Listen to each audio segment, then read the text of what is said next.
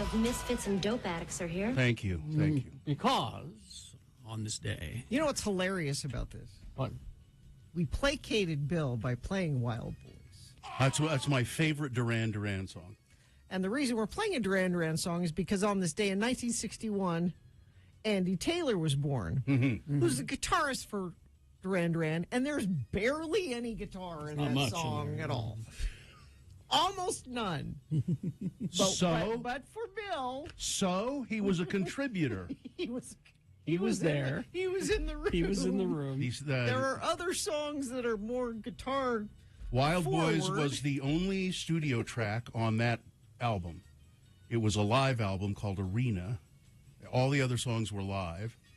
The idea of the song came from Russell Mulcahy, who directed all their videos, and he wanted to make a full-length film based on the William Burroughs novel, The Wild Boys, A Book of the Dead.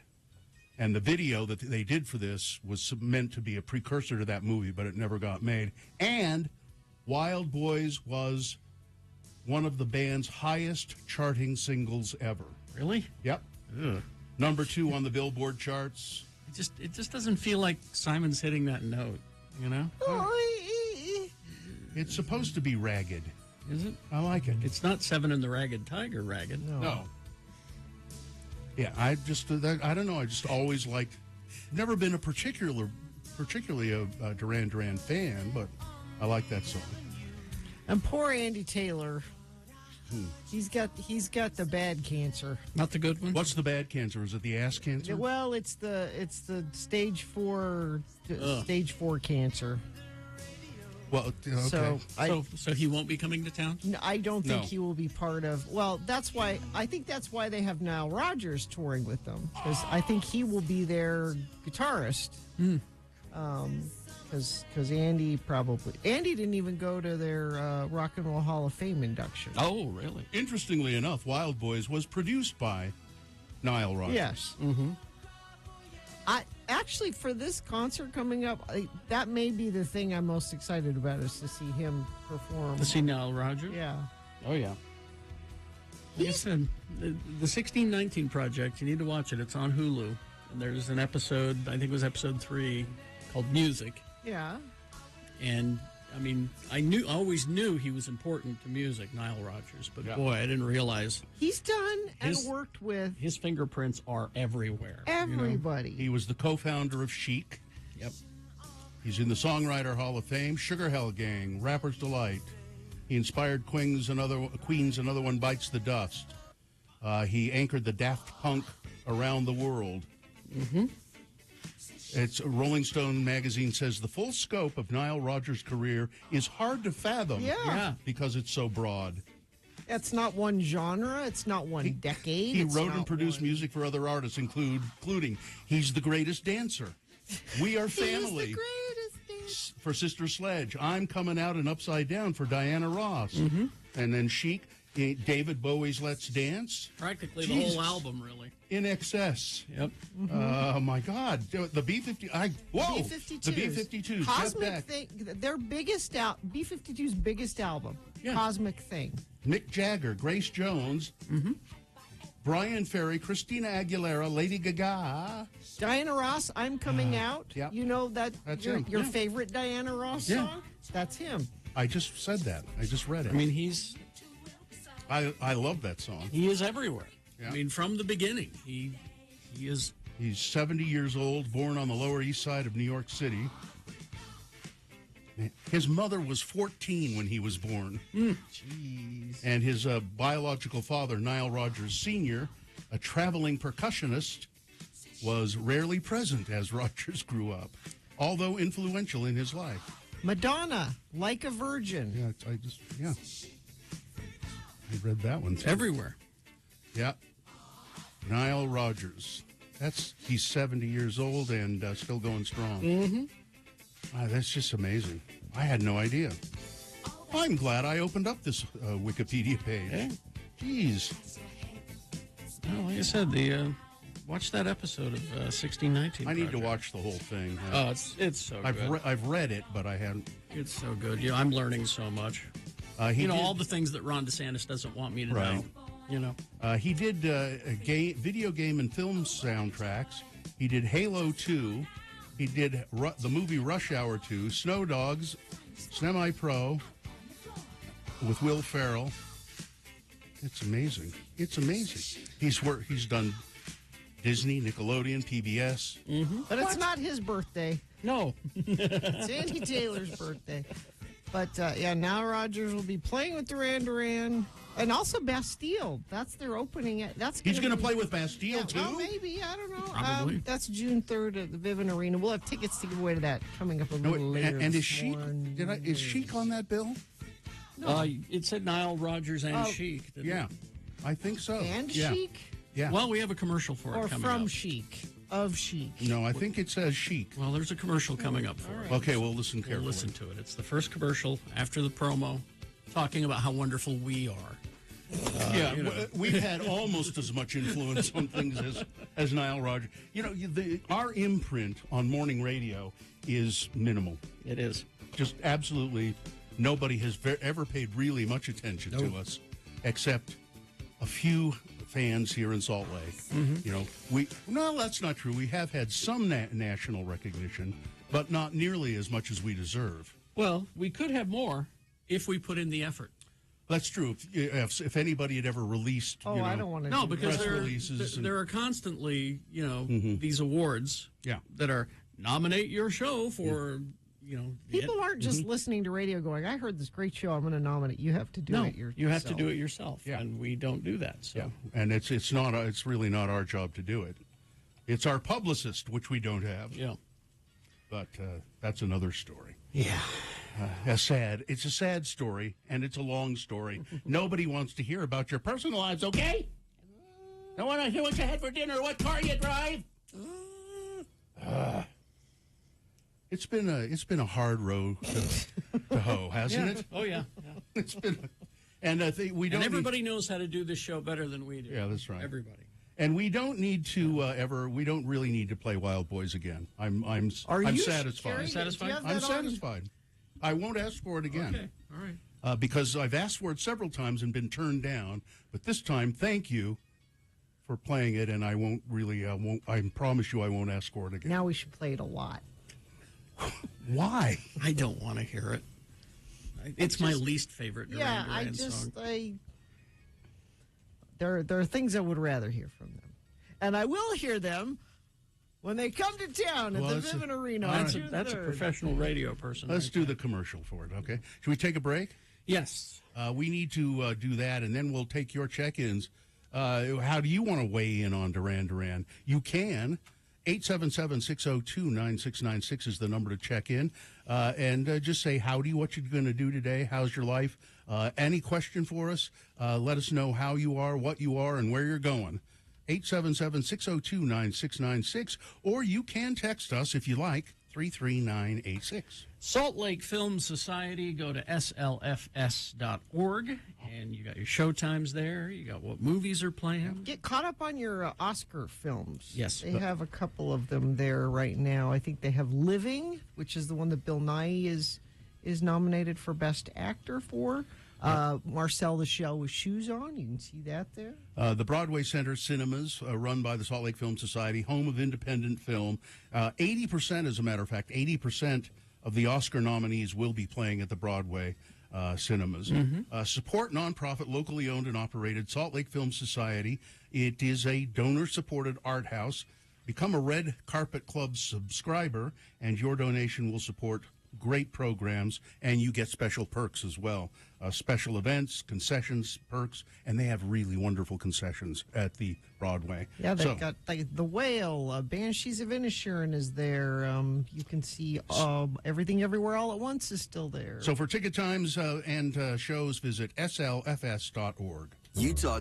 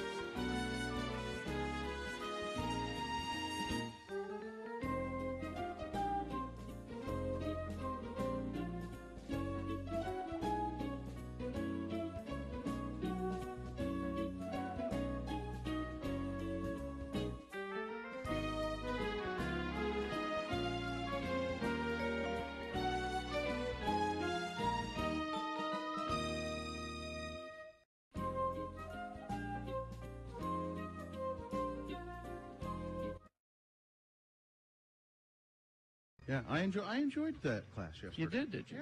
Well, that's nice. Well, you don't have to come to them. Why would you think that I don't want to come? Carrie, I have because I am one of the kings of sarcasm, I note sarcasm in your voice. I don't know what you're talking about. He had a great I thought time. it was a grand waste of time. I'll be quite honest with you. All right? Because in those classes, there's maybe 5 kids who are actually interested in radio, and the rest of them are getting an easy credit. Carrie. So the first thing we do when we get to the class is we say, all right, first of all, who's here for an easy credit? And those people who raise their hand, leave. Go right now. We'll sign a form, whatever it takes. Just get out of here. You would deny a college student an easy credit? What kind of a Grinch are you? I'm not denying them an easy credit. If it were up to me, we would close down the college radio stations, but we don't. That's an easy credit. They can do that. Carrie, While I'm there, I don't want to deal with people who just don't want to be there. That's why I don't speak to schools. That's why I hate that stuff. Now, be honest. You don't speak to schools because you're not allowed. There's usually. that true. You That's used true. to speak to schools. You see the basis of education. And by the way, the kids that want to be there, they just sit there like lumps anyway. No, there were a couple of them in the back talking. One who arrived 20 minutes late, and then he sat in the back talking with his buddy. Oh, I didn't see that. Although when he came in late, I almost said to him, why are you bothering? Why don't you just leave? You know, and he's sitting in the back talking with one of his friends, and I'm like, You should have said something. I didn't notice that. I didn't either. I nearly did, but then he shut up because I started staring him down. If you can just touch one child. I don't need. all. Look, I don't want him touching any children. I don't. Why he's not allowed? Well, I don't need to understand education. I'm not trying to take away their breeze through their, college degree. I'm there for an hour. That's all. 5 students who are interested, that's great. Everybody else take off. We'll sit and have a chat with 5 people. I'll touch those 5. That's good. all right. Especially that Heidi from yesterday. She was really cute. But anyway. See again why he's not allowed. She was very interested in what we were She doing. was. She She was wanted very to interested. learn. And I heard her on the radio, on the college radio station. She's very good. I think someday we'll be working with her. Maybe not now that you said that. No, I'm Not as I don't want to work with those guys.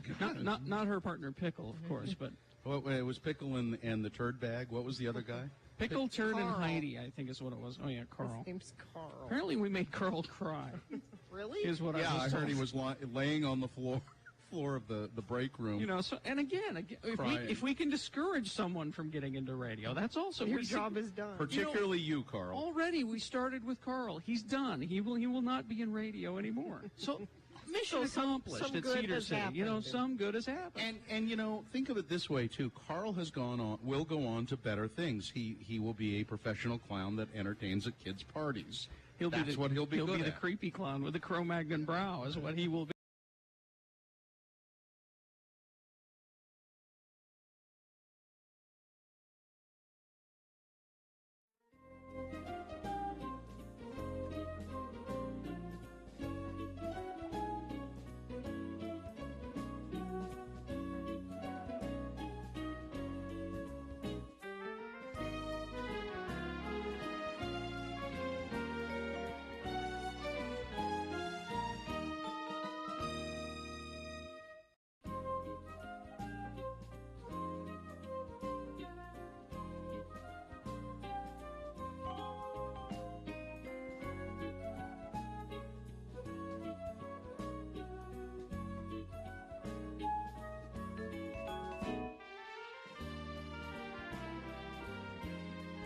$21. Let's get this over with. Shall we, as they say, get it on?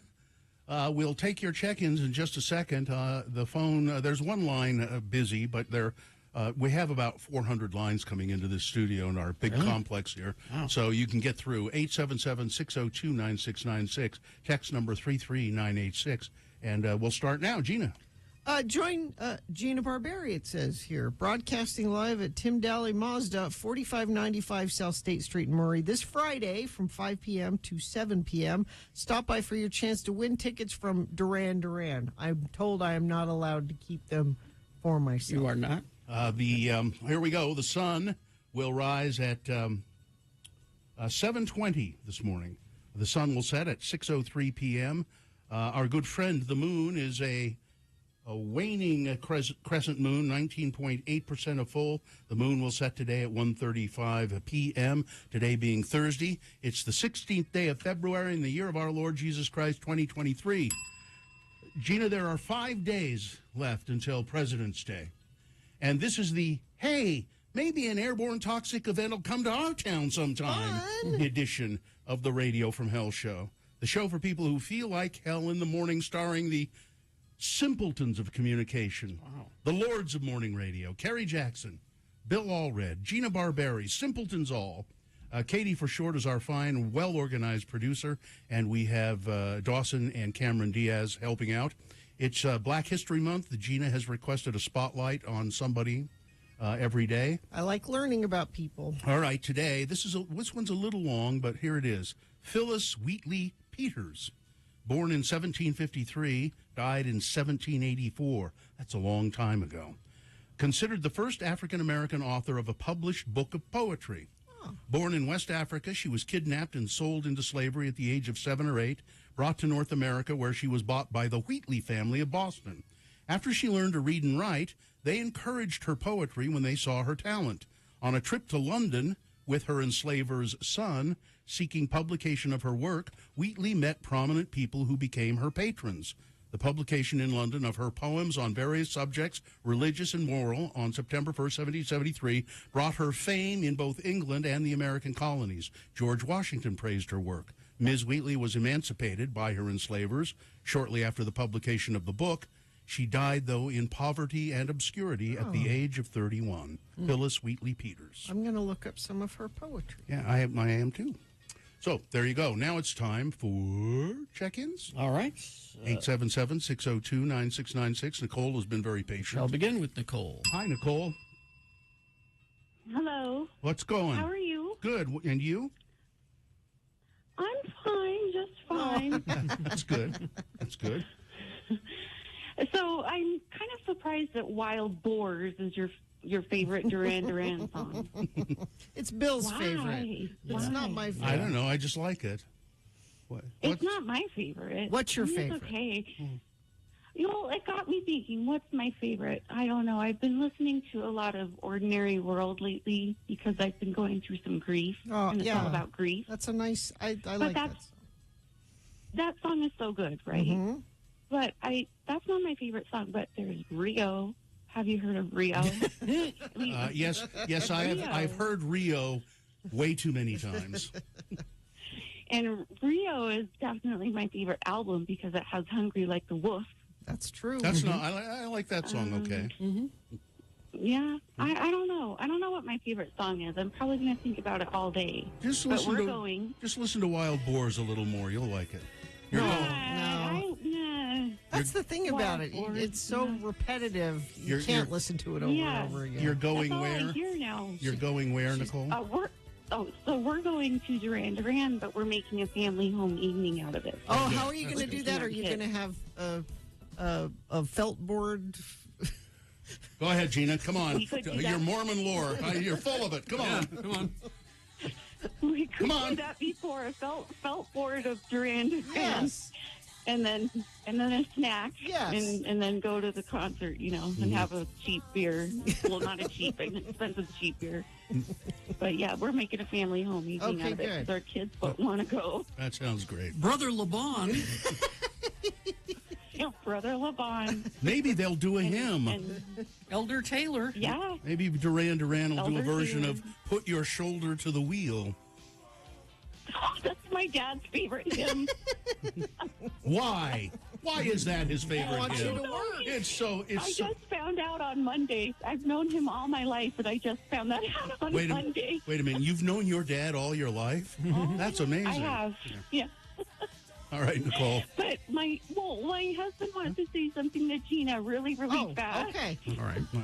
Oh, so we're handing the phone over. Eric. There we go. Okay. Eric. Honey. Oh, he's gone. Eric. I'll say it for him. Okay. Oh, wait. Here he comes. He's Was he running. back? Okay, Okay. here he is. He's running. Gina, Yes. happy Valentine's Day. What? Okay. Thank you. What? Well, Whatever. Did you get that? all right. It's from Outcast. Oh, from Outcast. Oh, okay. Oh, okay. Okay, Yeah. thank you. Happy, That's right. happy Because Valentine's we were playing. Oh, Day. that's right. Okay. Sorry. Nicole. Recall there. What? Hang up. Yes. Hang up. Oh, But get back to it. okay. Yeah, All right. bye. We'll see you, Nicole. Oh, okay. I don't know what any of that was. I don't know, but it was fun. Let's see. Liza Berrien checking in. Teacher Emily checking in. My sister and I saw Duran Duran at the Hollywood Bowl last September. Oh, cool. It's an awesome show. Favorite song, Hold Back the Rain. Okay. Let's go to Duran Duran and Radio from Hell are the real all-stars, Ron the Carpenter says. Aw. Tommy says the best Duran Duran song is A View to a Kill. Oh, really? I think that's my second least favorite Duran Duran song. It's similar to Wild Boys, actually. I can't hear it in my head. I don't know. Oh, you had to It ask. sounds like a James Bond song. Well, yeah. I mean, I know what it is, but No, but I mean, that's picture a James Bond song. See? From the album Decade. Decade? Decade. So. Well, so far it's not getting me. Exactly. Yeah, it's Yeah, that's enough. Because you have to get the title of the Yeah. movie in there. Yeah. You had to, Yeah. no matter who you are. Let's see. Metal Shop Mark, still enjoying the show since the late 80s. really still. I'm surprised. Let's see. Jen here from West Jordan, been listening for years. My husband, Logan the welder, checks in every morning. Oh, get well, Jen. Says you're not feeling well. Oh, that's too bad. Mayor of Simpleton checking in. Or are they requesting the song? This is with some X and some TLC, it Yeah, says here. All right. Transpo Lindsay, freezing her tail off in minus 10 temps It in is cold today. Lake City, Colorado. Oh, man. Today's my 40th birthday. Woke up to frozen water pipes. Get that checked. Not good. Yeah. Let's see. New guy checking in. The moon looked absolutely beautiful this morning at 6 a.m. when I started my commute to work. Yep. Johnny B checking in. Colonel Coffee Bean. Luis from Harrisburg, Pennsylvania checking in. Luis, nice to hear from you. He says getting ready for Quantumania tonight. Is it open today? It opens tonight, yes. Thursday. Salem Steve checking in. All right. Traffic, please. Okay, it's looking good. I just refreshed my UDOT camera, and there are no accidents, at least as far as UDOT's concerned. Is there something that's concerning you? And it's safe for you to text us. You can do that, 33986. All right, thank you. Going to take a break. We'll be back with Big Boy News and Geek News right after these, so stand by. BigOTires.com, the home of Bigfoot. Yeah, they got the Bigfoot at all of the Big O tire stores. It's kind of scary to think that there are 50 Bigfoots. No, it's not. It's not the real Bigfoot, Bill. It's Well, not- I know that. It's still scary to think of 50 Bigfoot cardboard cutouts. It is. Go to Big O Tires and take a selfie with the Bigfoot in your local Big O Tire store. Then post it on social media, and you'll save up to $100 on select sets of Sumitomo tires. That's simple. Just take the selfie, save $100. That's so easy. You can find a Big O Tire near you. There's over 50 of them in Utah. You just go to bigotires.com. They'll show you the locations, and you can make an appointment right there on the website. In addition to tires, Big O has certified mechanics and techs to keep you and your family safe on the road this winter. They can keep your car going the way it should. And they have brands you know and trust like Goodyear, Michelin, Cooper, and then the very own Big O brand tires, which I like. Go to bigotires.com.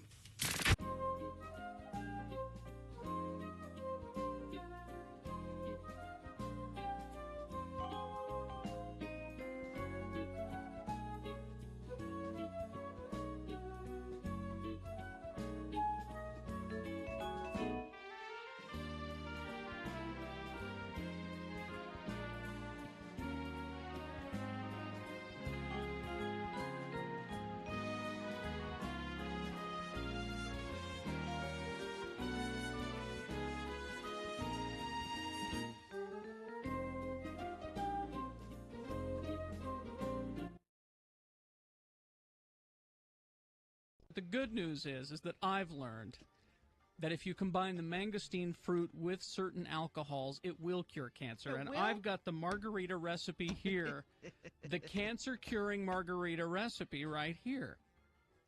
1 shot of tequila, 2 shots of Zango, and 3/4 shot of triple sec. All right. It's a martini. That'll cure your cancer. That will cure cancer. I am cancer-free for 15 years. And there's your proof. So there you go. What more proof do you need? So apparently they really put this in there in the company literature. Oh, hell yeah. You see that? You can't do that. No. What you do is you infer it. Mm-hmm. Say, oh, this is... You get your distributors to talk about it. You don't put it in your literature. Look, all I can say to Zango is, why aren't I your spokesman? I'm cancer-free for 15 years. I found that it's the mixing with alcohol that makes it work. Why don't they call reaction me? This is $1 million company. This is my ticket to a big pay. And they're local here. They should know who you are. They should know who I am, right? I could give them a whole list of recipes, drink recipes, martinis, margaritas, daiquiris that will, cure cancer and depression. You're awfully happy now that you do. I'm happy and cancer-free. Everybody knows that Zango won't cure cancer. It's Tahitian noni that cures cancer. Can you mix that with alcohol? Oh, no. No, you don't want to do that, no. You don't want to drink that, period. Wonder what does this mean for them? They have 15 days to respond. My guess is that either Orrin Hatch will swoop in like Super Hatch and save the day because he's big on that, supplement business stuff, or they'll just have to take that out of their literature. Yeah, I think probably they have to say, sorry, we won't do it anymore. They'll have to tell the people who sell it, don't say that. Does really cure cancer. Or we don't have any evidence. We don't have any evidence that it cures cancer. But Kerry Jackson, 15 years cancer-free because of the magic cancer-free margarita. Because cancer's one disease. I love that when they say it cures cancer. Cancer's a whole bunch of different things. Well, that's the beauty of it. It cures cancer. That's how good. Apparently, that's how good this stuff is. All cancer's the same. You drink this. You drank all our good liquor, you big moocher. I like that. That's a new one I put. You drank all our good liquor, you big moocher. The bad liquor's still here, but the good. I drink a bit. And I'll change this drop from. What do you say you and me go out and get plastered? To. What do you say you and me go out and get. Cure cancer! What are you guys doing? We're curing cancer. I am curing cancer with this magic margarita recipe, okay? Right this second. Hey, right this second, I'm curing cancer. Right now, even as I stand here and look at you. Cancer cells dying right and left.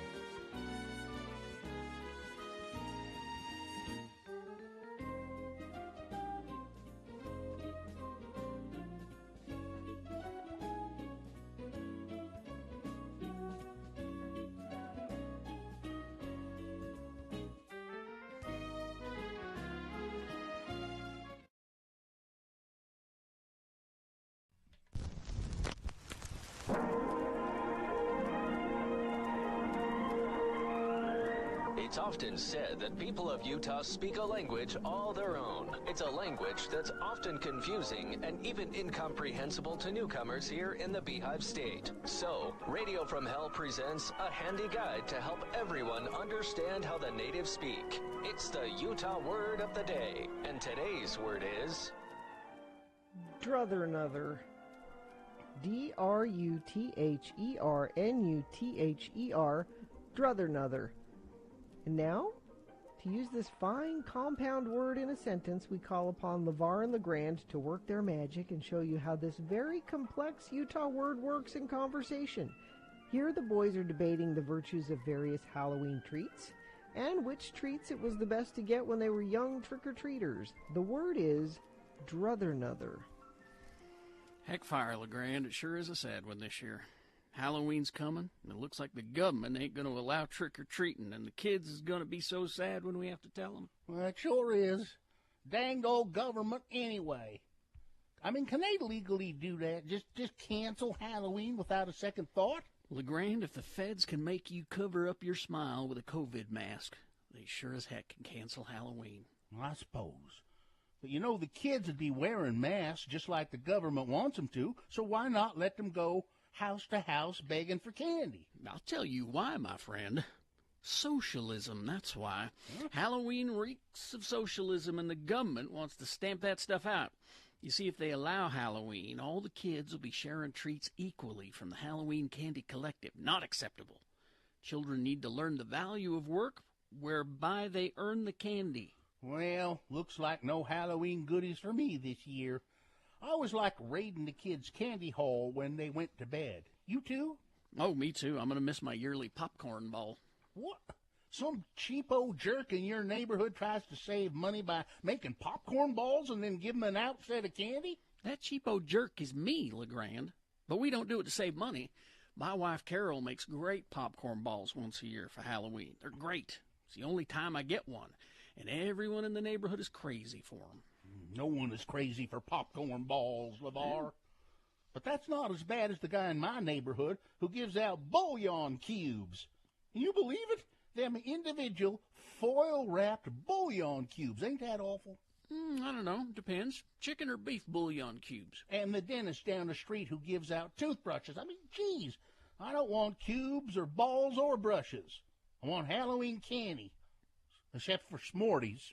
I don't want Smarties. You got a favorite Halloween treat? Well, I'm somewhat partial to Bit-O-Honey, but nobody gives out Bit-O-Honey anymore. Did they ever?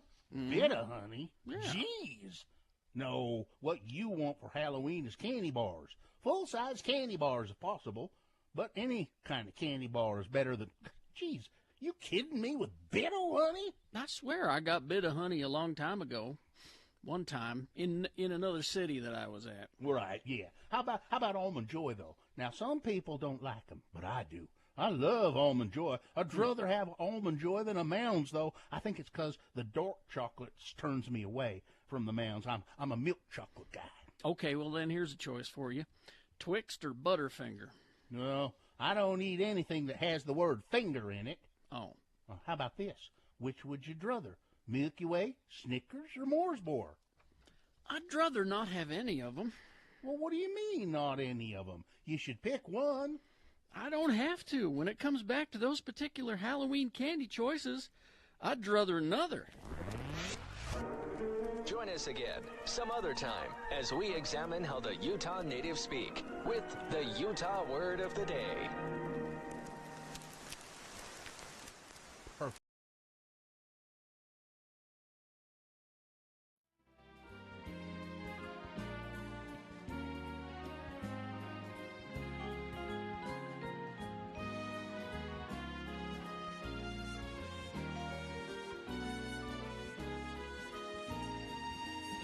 On the radio if I'm driving or whatever. And the end part, I always do the hoo-ha part with her. Here it comes again, here it comes again. Hoo-ha. I always do the She has good range. Yes, she does.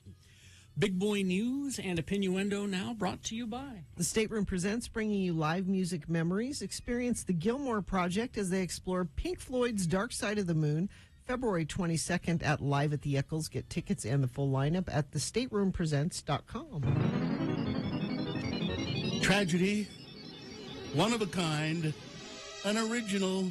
She will be missed.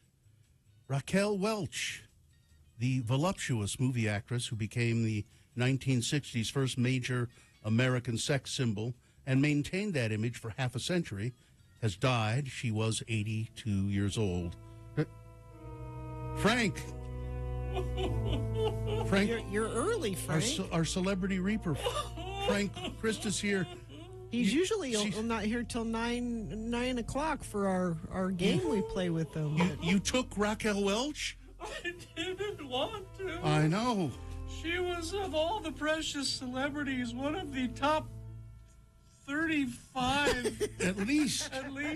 precious celebrities. Oh, Frank, it must have been so hard for you. I was sitting at home watching the Gilmore Girls, and thunk, there came the pneumatic tube with the note, and I Go get Welsh. go get Welch. I had to go boop her. Oh, I'm She was- sorry. She was just fresh from a pedicure, I understand. That's right. You know, she was described by Camille Paglia, Frank, who is a feminist critic, Yes, described the poster for 1 million years BC famous poster. as the indelible image of a woman as queen of nature. She Queen was of nature. she was a lioness, fierce, passionate, and dangerously physical. Oh, Frank, that would be hard. I think you're almost as upset as Bill is. I don't know. I'm pretty upset, but Bill is pretty upset. Bill's very upset. I loved Raquel Welch. I really admired her. First of all, she was beautiful, but I admired her. Her career. She changed and did what she needed to do. She wrote a book called Beyond the Cleavage. Which she tried to. Well, it's hard to. It was good. It's hard to get past that. I can't. It's I'm hard to stuck get here. past that. But if you want to see Raquel Welch at her best as an actor, she won a Golden Globe for her role in the Richard Lester 1973 Three Musketeers. That movie is great. And it's there's a sequel to it as well. Is that the Michael York one? Yeah, Michael York and Oliver Reed. And, All precious celebrities. Now, It's just great. if you can't quite place the poster that we were the famous poster, for 1 million years BC. it's the poster in Shawshank Redemption. Now, Shawshank Redemption, in his cell, he keeps getting his one request is, "Can I keep getting some new posters of some pretty ladies?" And the final poster that's in there, when they say, "Well, what do you have to say?" And he pokes a hole through the poster, and oh wait, there's. Well, I'm just going to tell a quick story before I go. Okay. This is a true Hollywood story, and This is about Raquel? it's about Raquel Welch. I know because there was a movie with Peter Cook and Dudley Moore, and I've taken both Peter Cook and Dudley Moore now, and It's called Bedazzled. Bedazzled, and they didn't know what to call the movie for the longest time, and Peter Cook kept saying we should call the movie Raquel Welch. And he said, "Well, what do you mean?" He said, "No, name the movie Raquel Welch." "Why is that?" He says, "Because then everywhere on marquees across the planet, it will say Peter Cook and Dudley Moore in Raquel Welch." He wanted that. All right, I'm going to What go. was the name of her character in that? Lust? Lust, or Yeah. it was an emotion. Yes, I Yes. can't remember. Goodbye, everybody. Goodbye. Goodbye, Frank. We'll see you Bye. later. See you He'll later. be back later. Just after 9. Raquel Welch said about her role as a sex symbol, she refused to do nude scenes. She never appeared nude in a movie. She said, "I've definitely used my body and sex appeal to advantage in my work, but always within limits. I reserve some things for my private life. They are not for sale." Wow. The Fantastic Voyage was my favorite. She did. That was before 1 million years, I think. That was it her was. very first movie. But I mean, first of all, the effects were groundbreaking. Yeah. But It was a cool idea, too. great idea, shrinking you down to go inside to do surgery Inside of a human inside body. of a yeah. person. But a lot of people don't know she was actually of Spanish or Mexican heritage. I did not know that. Her name was Jo Raquel Tejada. She was the oldest of 3 children of Armando Carlos Tejada, Bolivian, born in Bolivia. So there you go. All right, let's move on. I really was. It's sad. I liked her a lot. Do you need the rest of the day off, or can you? No. Can you hold it together? Yes. Okay. A new bill that would require all abortion clinics in the state of Utah to close by 2024. You want to be upset about something? Be upset about that. Don't tell me what to be upset about. It passed out of committee on Wednesday. The House Judiciary Committee heard comment on House Bill 467, which is sponsored by Representative Carrie Ann Lisenby. We assume that about January 2024 is definitely when the case we will see a disposition on the case. We actually put that language in the bill, she said. It would require abortions to be performed in a hospital with limited exceptions. No abortion clinics. It would prohibit the licensing of abortion clinics in the state. Which is just ridiculous. Yeah. Because it is a procedure that is safely done, easily done. The husband of Bluffdale Mayor Natalie Hall has been ordered to stand trial on charges accusing him of threatening her political opponent during the 2021 election. 3rd District Judge Paul Parker said he heard enough evidence to send the case to the jury. It's Joseph Christopher Hall physically assaulted Bluffdale City Councilman Jeffrey Gaston at a park and sent at least 3 threatening letters to him and attempted to influence the councilman's actions. Gaston dropped out of the race for Bluffdale mayor in 2021 because of those threats, prosecutors say. Hall has pleaded not guilty. Yeah. Buffalo gunman sentenced to death. The guy who killed the people in the grocery store, 10 people. White supremacist. Yes, he is. He said, I don't want any appeals. He waived any appeals. He will go to prison for life with no possibility of parole. One of the victim's relatives was delivering a statement. Everyone who wanted to speak got a chance to speak at the trial, and an audience member in the court had to be restrained after lunging at the gunman, who was sentenced to life in prison. If you were the bailiff there, wouldn't you stand back just for a few seconds and let him get a few shots in before you stepped in?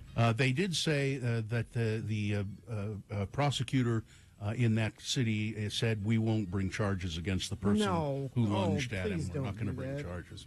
Well, in the middle of an Iowa trip, former Vice President Mike Pence told the press Wednesday that he will fight a subpoena from Justice Department Special Counsel Jack Smith requesting documents related to former President Trump's actions surrounding January 6th. Pence said he believed the subpoena, which also requires him to testify before a grand jury, is unconstitutional. No vice president has ever been subject to a subpoena to testify about the president with whom they have served. Well, we've never had this situation before, dummy. Now, listen, Pence refusing to testify to the special counsel of the grand jury, he said, previously he said, or for in this case, he said, it's because of legislative privilege.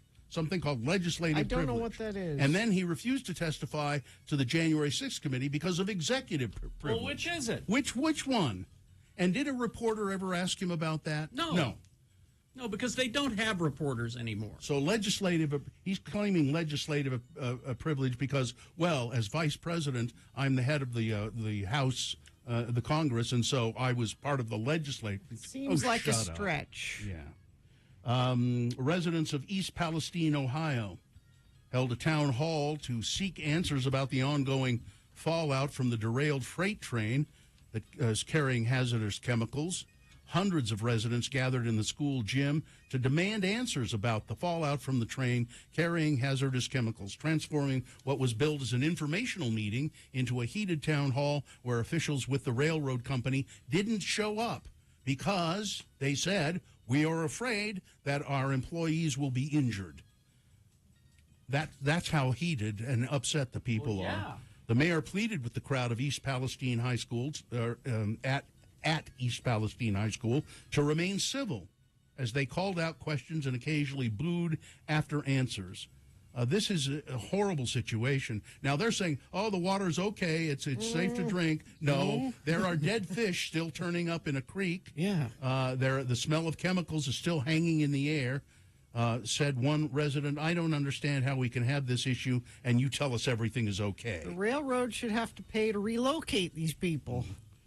The Justice Department says they're not going to bring any charges against Representative Matt Gaetz of Florida after a lengthy sex trafficking investigation. So part of the problem is the guy that was their main witness has previously been accused of manufacturing these charges against someone else. So he's not a good witness for this. They needed a stronger case. He's not reliable. He's not reliable. Also, the woman who was a girl at the time doesn't want to be involved in it. Well, she's been threatened. Yeah. So those are the only two people. So so this isn't that Matt Gaetz didn't do anything wrong. It's that they... Well, the investigation revealed embarrassing details about Gaetz' life. It appears to have weighed heavily on a wisecracking politician who has cultivated his brash, bellicose public image. It's quieted him down somewhat.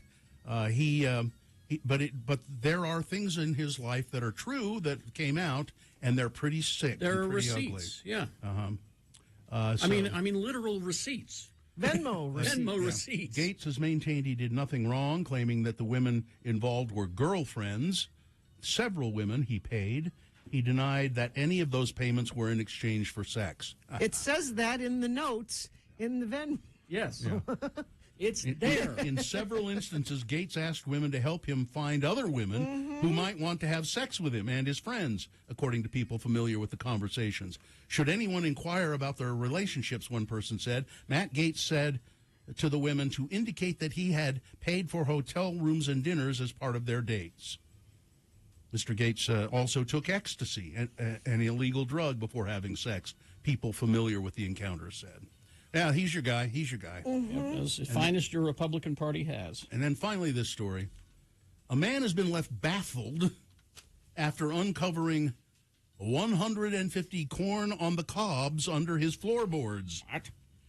He explained how he was working on his 18th century home when he decided to take a look under the floorboards to see the condition of the wood underneath.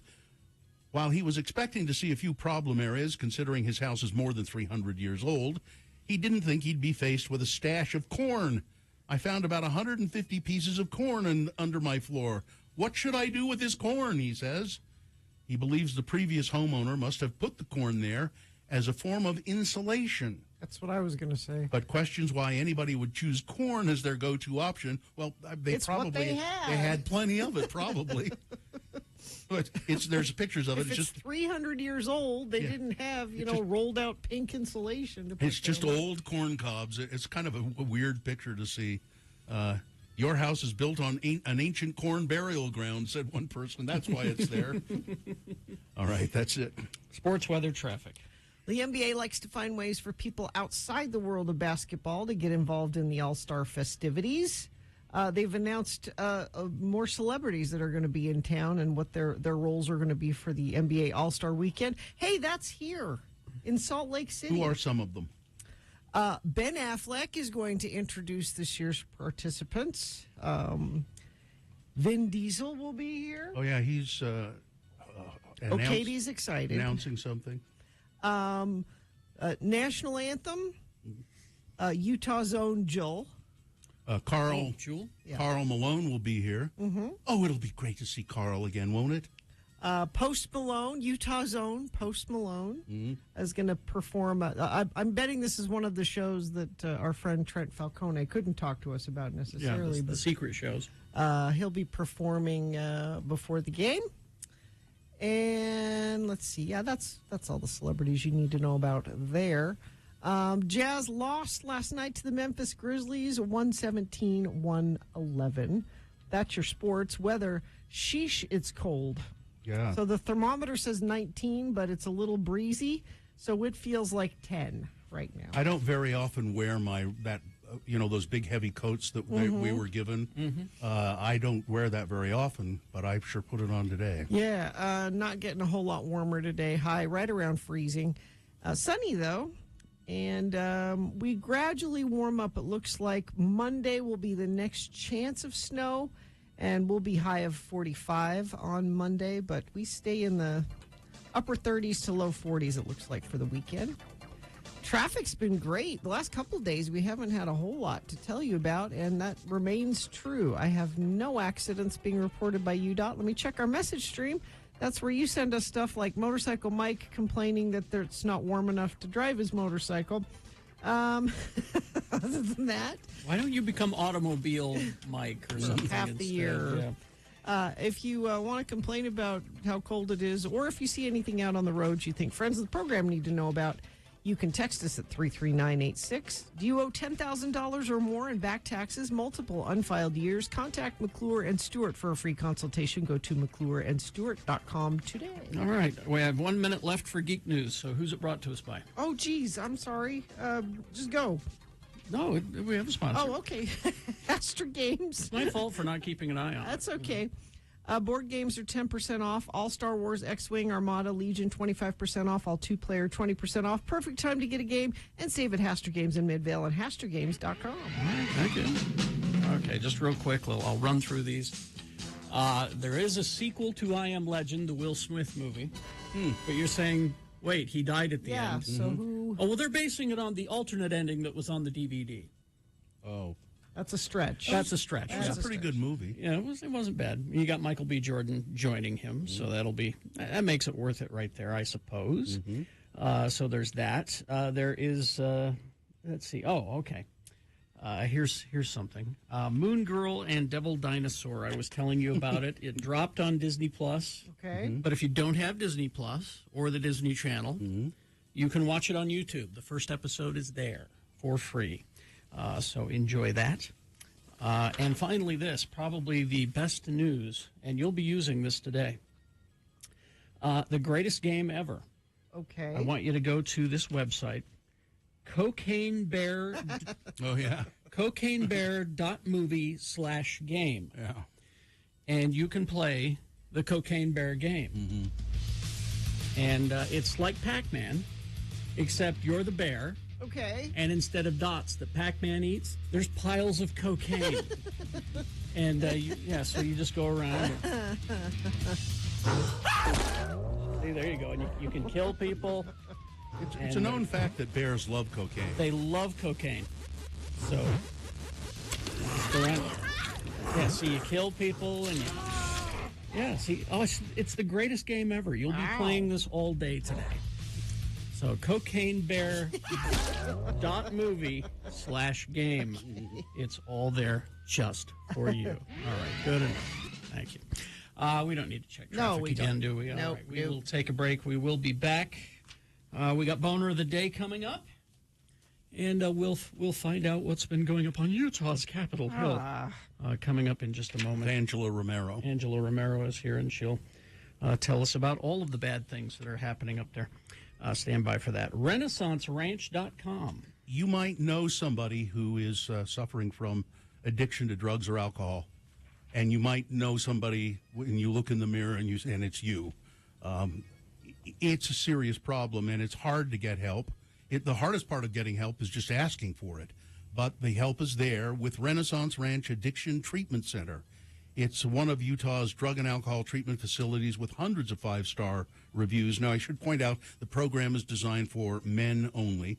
It combines evidence-based clinical research with a judgment-free healing approach. They have residential and outpatient services they are staffed by recovering addicts who understand the problem because they've been there. So get a hold of Renaissance Ranch if you or a loved one are suffering from addiction to drugs or alcohol.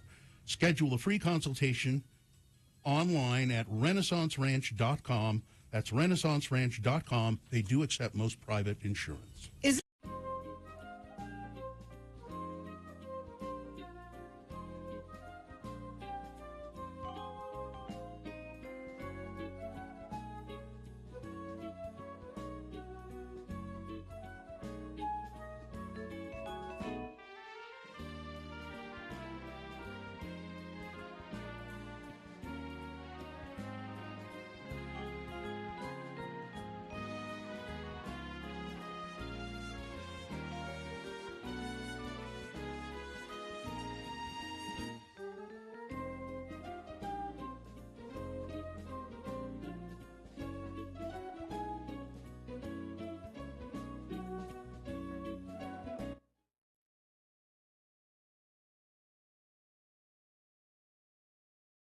I didn't do anything this week. I was such a slug this weekend. Sometimes you need a sluggy weekend. Good for you. I didn't think.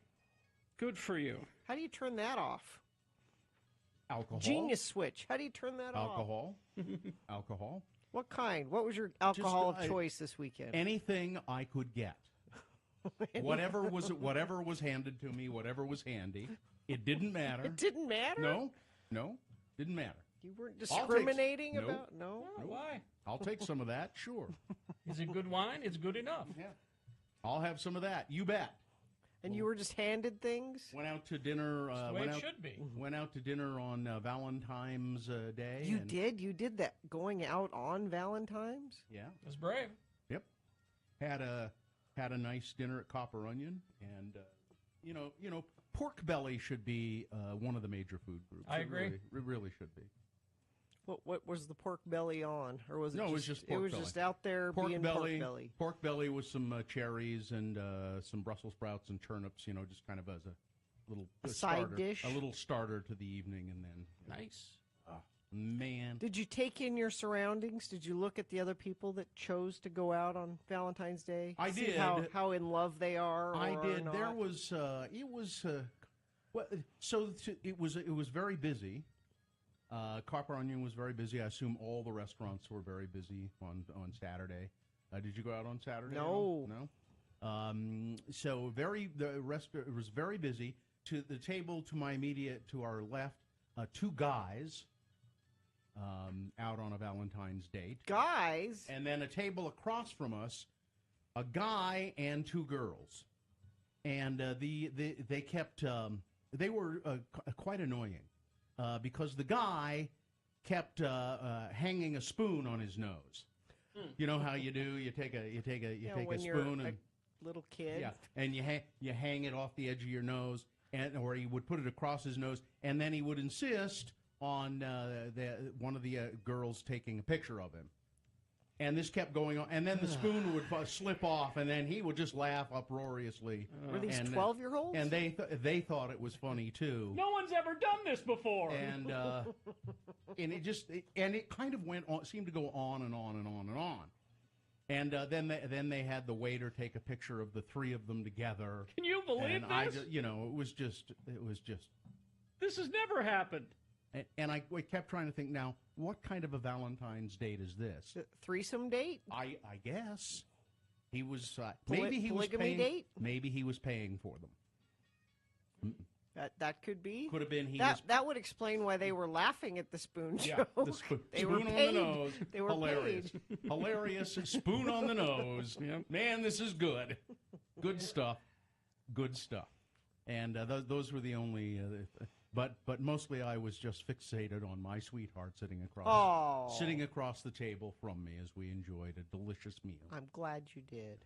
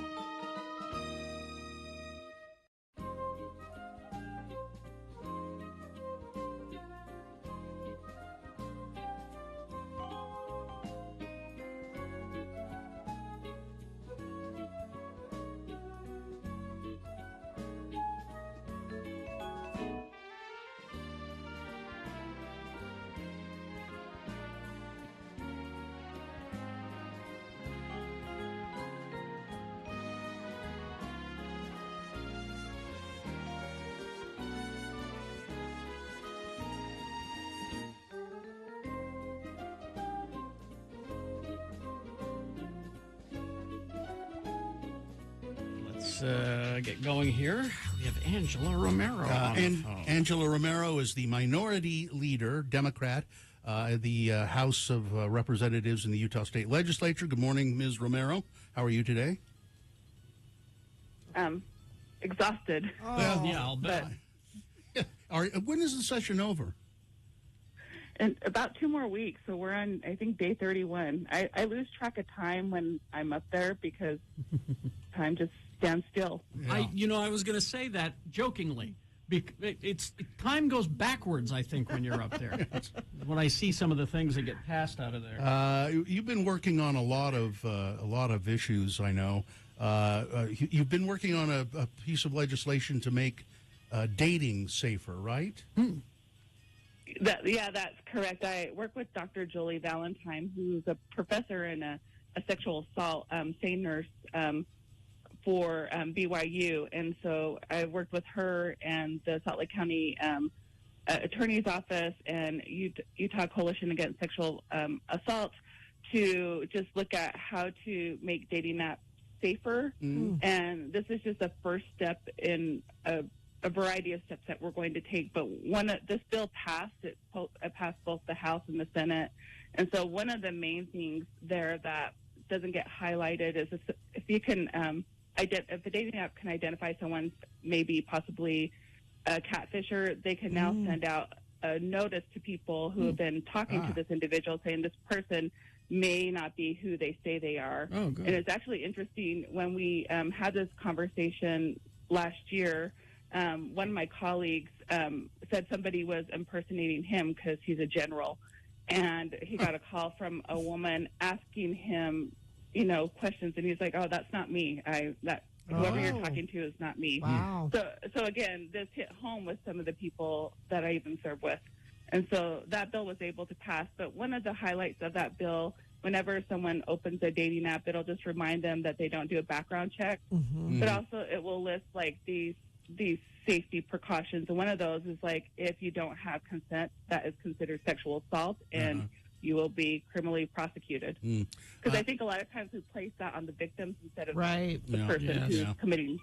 Can we talk about now you introduced a piece of legislation which I think passed about the missing and murdered indigenous people. Yeah, so about 3 years ago, myself and Senator Hinkins passed the Murdered and Missing Indigenous Women and Girls Task Force Bill. And when we went across the state of Utah, met with tribal communities and others, they really wanted us to rename it and title it the Murdered and Missing Indigenous Relatives Task Force. And so that bill went through both chambers, is now waiting for the governor to sign, and that task force title has changed. We extended the task force until 2024.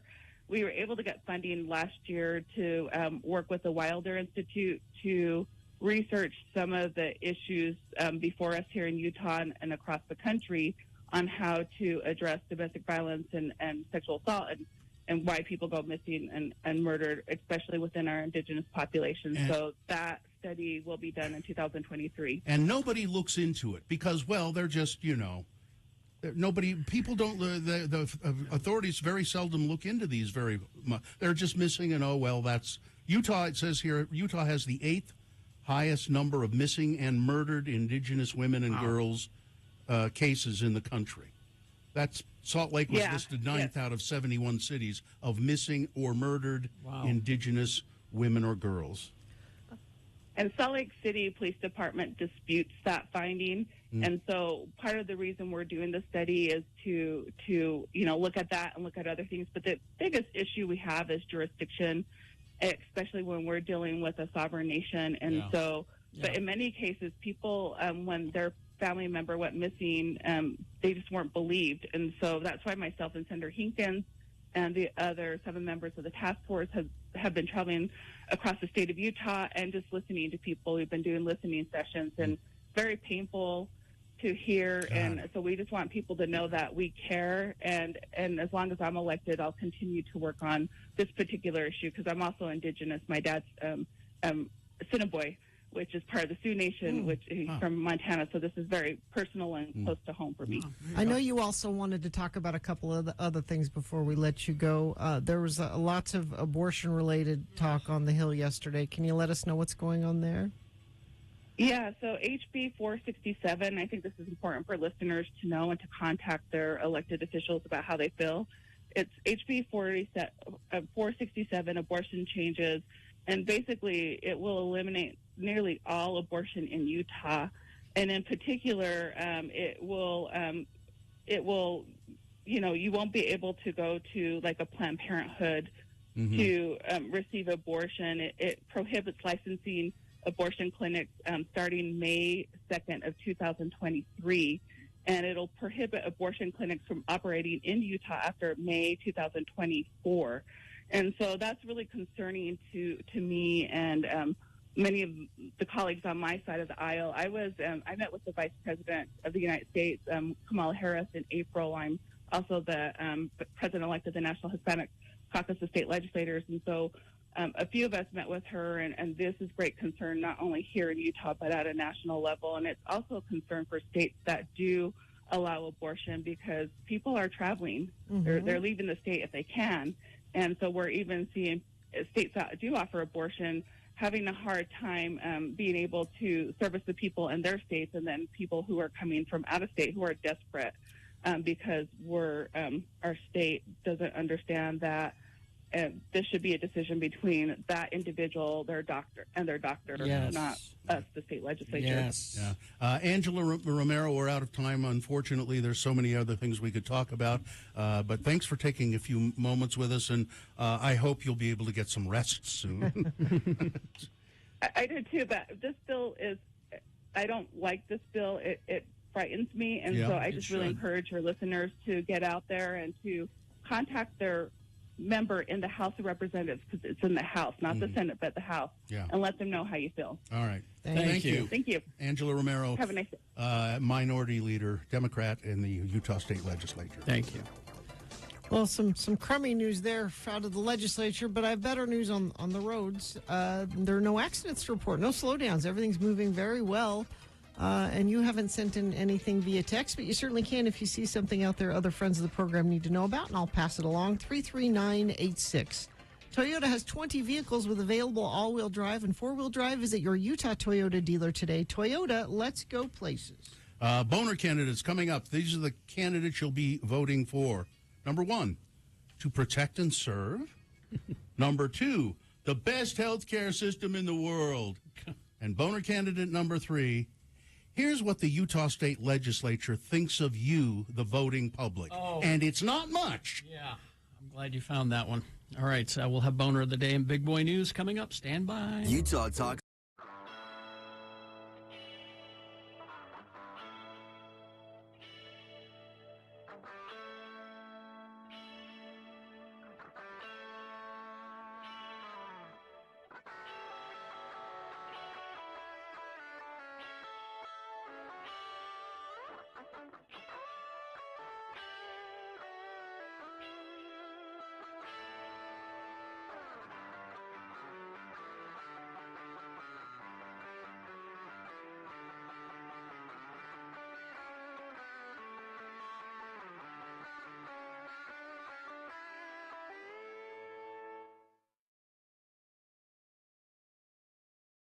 If you want to see a picture of a happy man, you can go to x96.com/live right now. Yes. Or you could go to my Twitter, @RFHBill, because our good friend Dave Mattson, Dave the Flower Guy, made it to Disneyland. Oh, he's been talking about this for a year. There he is. Oh, Dave. Oh, there he is. There he is at Disneyland, standing in front of the town hall there. Where the that's what you do. You take a picture at the entrance before you go in. People who listen at this time of day may not be familiar with. Yeah, with we usually Dave. talk to Dave later in the show. Dave is a longtime friend of the program. He's the guy you see around Salt Lake City. He has a tractor with a trailer on it, like a lawn tractor, not a lawnmower, not a big riding lawnmower. Yeah, it's a riding lawnmower essentially, and he drives that around town and he mows lawns for people. And he sells flowers. That he goes to the florist every day and gets a whole bunch of flowers, wholesale flowers, and then he sells them. Now he has, I think, regular people he takes them and sells them to, but he always has extra. And if you just walk up to him and say, "Hey, I'd like to buy a bunch of flowers," he'll sell you a bunch of flowers. He's the hardest working man we know. I think he is, really. And Dave has been with us for a long time, and some long time ago we decided we would let Dave pick the boner of the week, and because he listens to every minute of this show all the time. Now he's probably not listening now because he's in Disneyland. His good friend Chelsea took him to Disneyland. And Dave has cerebral palsy. We should probably mention that. Yes, he does, and he's just a wonderful human being. He did I tell you about him at the roller derby? So my wife and the big Wasatch Roller Derby League, and there are several teams. They had a big fundraiser this past Saturday, all day, like from noon till 7 o'clock at night, and they had games and carnival games and food and raffles. And Dave and Chelsea came to the event. And bought a whole bunch of raffle tickets. Nice. Chelsea bought just tons of raffle tickets. And one of the raffle things they were doing, and I've never seen this done, it was just put money in the pot, put money in, and then if you win, if we read your ticket number, you get half of what's in the jar. Yeah. I had never seen that done before. Dave won it. Oh, good. And it was probably $150 that he had in his hand. That's about how much he will need to do what is happening right here. Yes. You know what he did? He said, "No, I want to donate it back to the roller derby." Oh, that's Dave. And he gave it. He gave it, which was very nice. I mean, but he could use they that need money. well, and so can they. Frankly, that was very nice of him to do that. So there's a picture of him now. Now this is him, Dave at Disneyland, making his lightsaber. So this is something you can do? This is you have to make a reservation to do this. It's like a 20-minute to a half-hour. It's like a show, but you build your own lightsaber. You're there and you're walked through it by a Jedi master who tells you a story and then explains each part of the saber that you're building, and you get to pick the different parts and the color of the crystal, the kyber crystal, and all that. And this is something he's been looking forward to for months. And these are really nice prop replicas. These aren't cheap plastic. These are really nice. Yeah. So this is now there are several pictures of him. The note that Chelsea sent along with the photos, it says, "Ahoy hoy, ahoy hoy from Dave at the happiest place on earth. He made his lightsaber at Savi's workshop last night. He named it Peacemaker." Oh, I love it. And he chose purple. It looks like. No, his is green. Green, yeah. Is his green? Go to the the next picture. It's You'll hard see to tell the way that they're there. The next picture. Yes, okay. Green.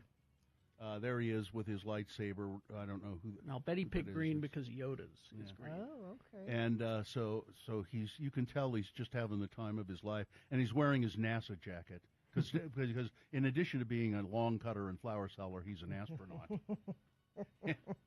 He loves it when. I'm still stuck on him donating the money back to the roller derby because that was very nice of him. Very nice.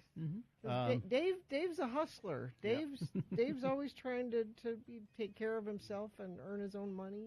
Yeah, and then Chelsea sent one more picture. I don't know if you guys put that one up.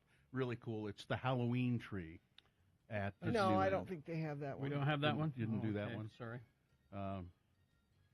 Anyway, she sent just a picture of the tree, the Halloween tree. It's but very there's elaborate. there's Dave just having the time of his life. People are asking. A couple weeks ago, Dave got his bike stolen, and they're asking if he got his bike back. As far as we know, no. He did not get that bike back. But Chelsea, she's been a friend. She and her family, her husband and kid, have been a friend of Dave's for years. I don't know how it got started, that they became his friend. And Chelsea and her daughter have listened to our show for years as well. Her daughter really likes the show, her 17-year-old daughter. But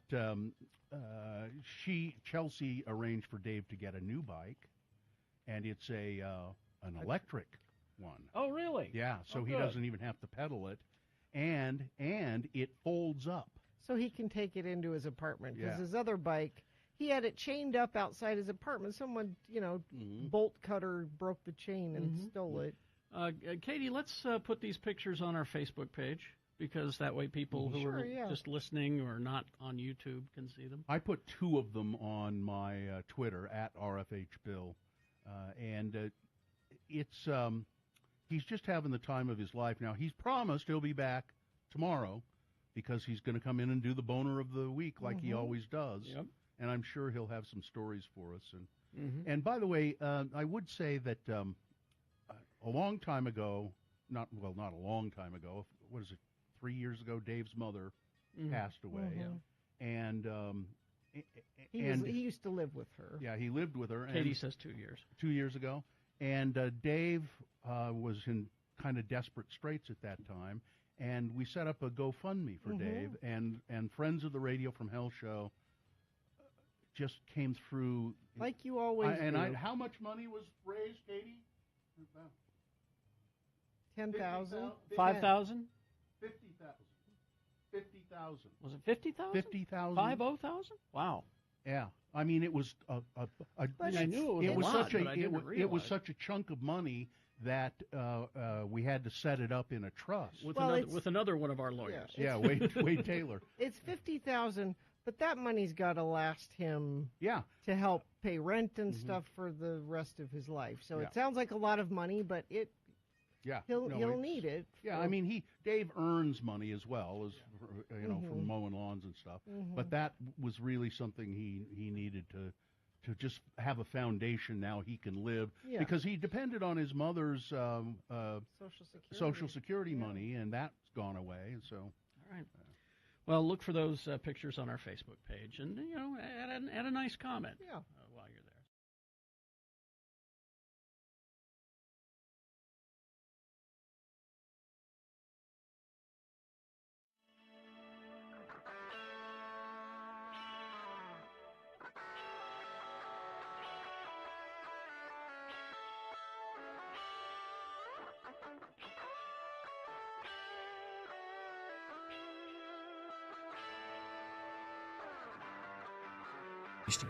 All right, 7:24 right now, and it is time for Boner of the Day. 3 news stories. These will be examples of bad, stupid, or funny human behavior. You will decide with your votes of these 3 candidates which one is the worst, which one deserves to be Boner of the Day for today, February 16, 2023. We'll give you 2 candidates now, a third after the news. Once you've heard all 3, then you will vote. One of you lucky random boner voters will receive. I can't buy it. Got to win it. Radio from Hell boner T-shirt. Boner candidate number 1, to protect and serve? West Haven, Utah. Weber County officials say they will be investigating after a couple claimed that they did not receive help when they were locked outside of their apartment while their toddler was locked inside. Oh. According to the couple, officers told them that calling dispatch twice was police abuse. What? They said they ultimately had to smash their balcony window to get back inside to get to their 2-year-old. The incident reportedly occurred at the Bria Apartments in West Haven. The child's mother told 2 News that their home security code was changed without authorization before they were locked out, so they couldn't get in. A press release from the Weber County Sheriff's Office stated that upon arriving on the scene, deputies did not force entry into the residence, citing a lack of imminent danger to the child. Ugh. What the hell? Deputies also had concerns about civil liability for damage to the property. Well, Because this is a rental property? Is that why? I don't. No, I'm just trying to figure out why they would. Because they're stupid. That's why. It doesn't matter whether it's a rental or whether it's their house. It just doesn't matter. I'm sure the kid's fine in there. So here's what the Weber County Sheriff said about it. Based on the information provided in the news report, as well as information gathered through the internal review, we are disappointed in the response exhibited by the deputies. You think? That arrived on the scene. As an administration, we have instructed the deputies involved that we would have supported their forced entry into the residence in this incident. All deputies should seek the force option that would create the least amount of damage. Boner candidate number 1, to protect and serve? Wow. Here's boner candidate number 2, the best healthcare system in the world. Imagine being diagnosed with what's typically considered a terminal disease. There's a medication to keep you alive, though. Well, that sounds great. But when your prescription is canceled, the insurance company says they'll no longer cover the cost. That was the experience of Park City's Steven Sivak. He's an avid skier and hiker and a dad to a 2-year-old terrier named Merle Haggard. That's an odd detail. Okay. 8 years ago, Mr. Sivak said he was feeling a little off. He made an appointment to see the doctor. A few hours after routine blood work, the doctor called and told him to quickly get himself to the hospital. He said, "I'm not going to emergency room. I'm sure I'm fine." And I called ahead. They said, "No, they're waiting for you. They have a room for you." Wow. What was wrong with him? And they'll show you how to go. He said, it's a cancer that Sivak will have for his entire life. But a lifetime of medication can keep it at bay. I think the more focused and sophisticated the medication, the more expensive they get, said Sivak. Yeah. It's a tremendous cost when they come out with these hyper-focused chemotherapies. Mine is over $200,000 a year. Wow. But you don't have a choice. It's the only way to survive. $200,000 a year, he said, was manageable because his insurance covered most of it. But when he moved to Utah, for a few months everything was fine until he received some news from his health insurer. Halfway through the year, the health insurer said, we screwed up, and we're going to redo all of your bills. That money, that $15,000, that doesn't count. And then they redid all of my bills, Mr. Sivak said, and I immediately got a letter saying, you've passed the due, you've passed due, you've passed due. Bills totaling tens of thousands of dollars, one after another, began trickling in. Sivak called the insurance company trying to get a resolution. Nothing there. Nothing would help. The bills did not stop. And not only had the insurance company recalculated his bills, but then the University of Utah Health also started billing him for previous visits. It just went on and on and on and on. This is the best health insurance, healthcare in the whole world, isn't it? This I'm trying to see if there's a resolution to it.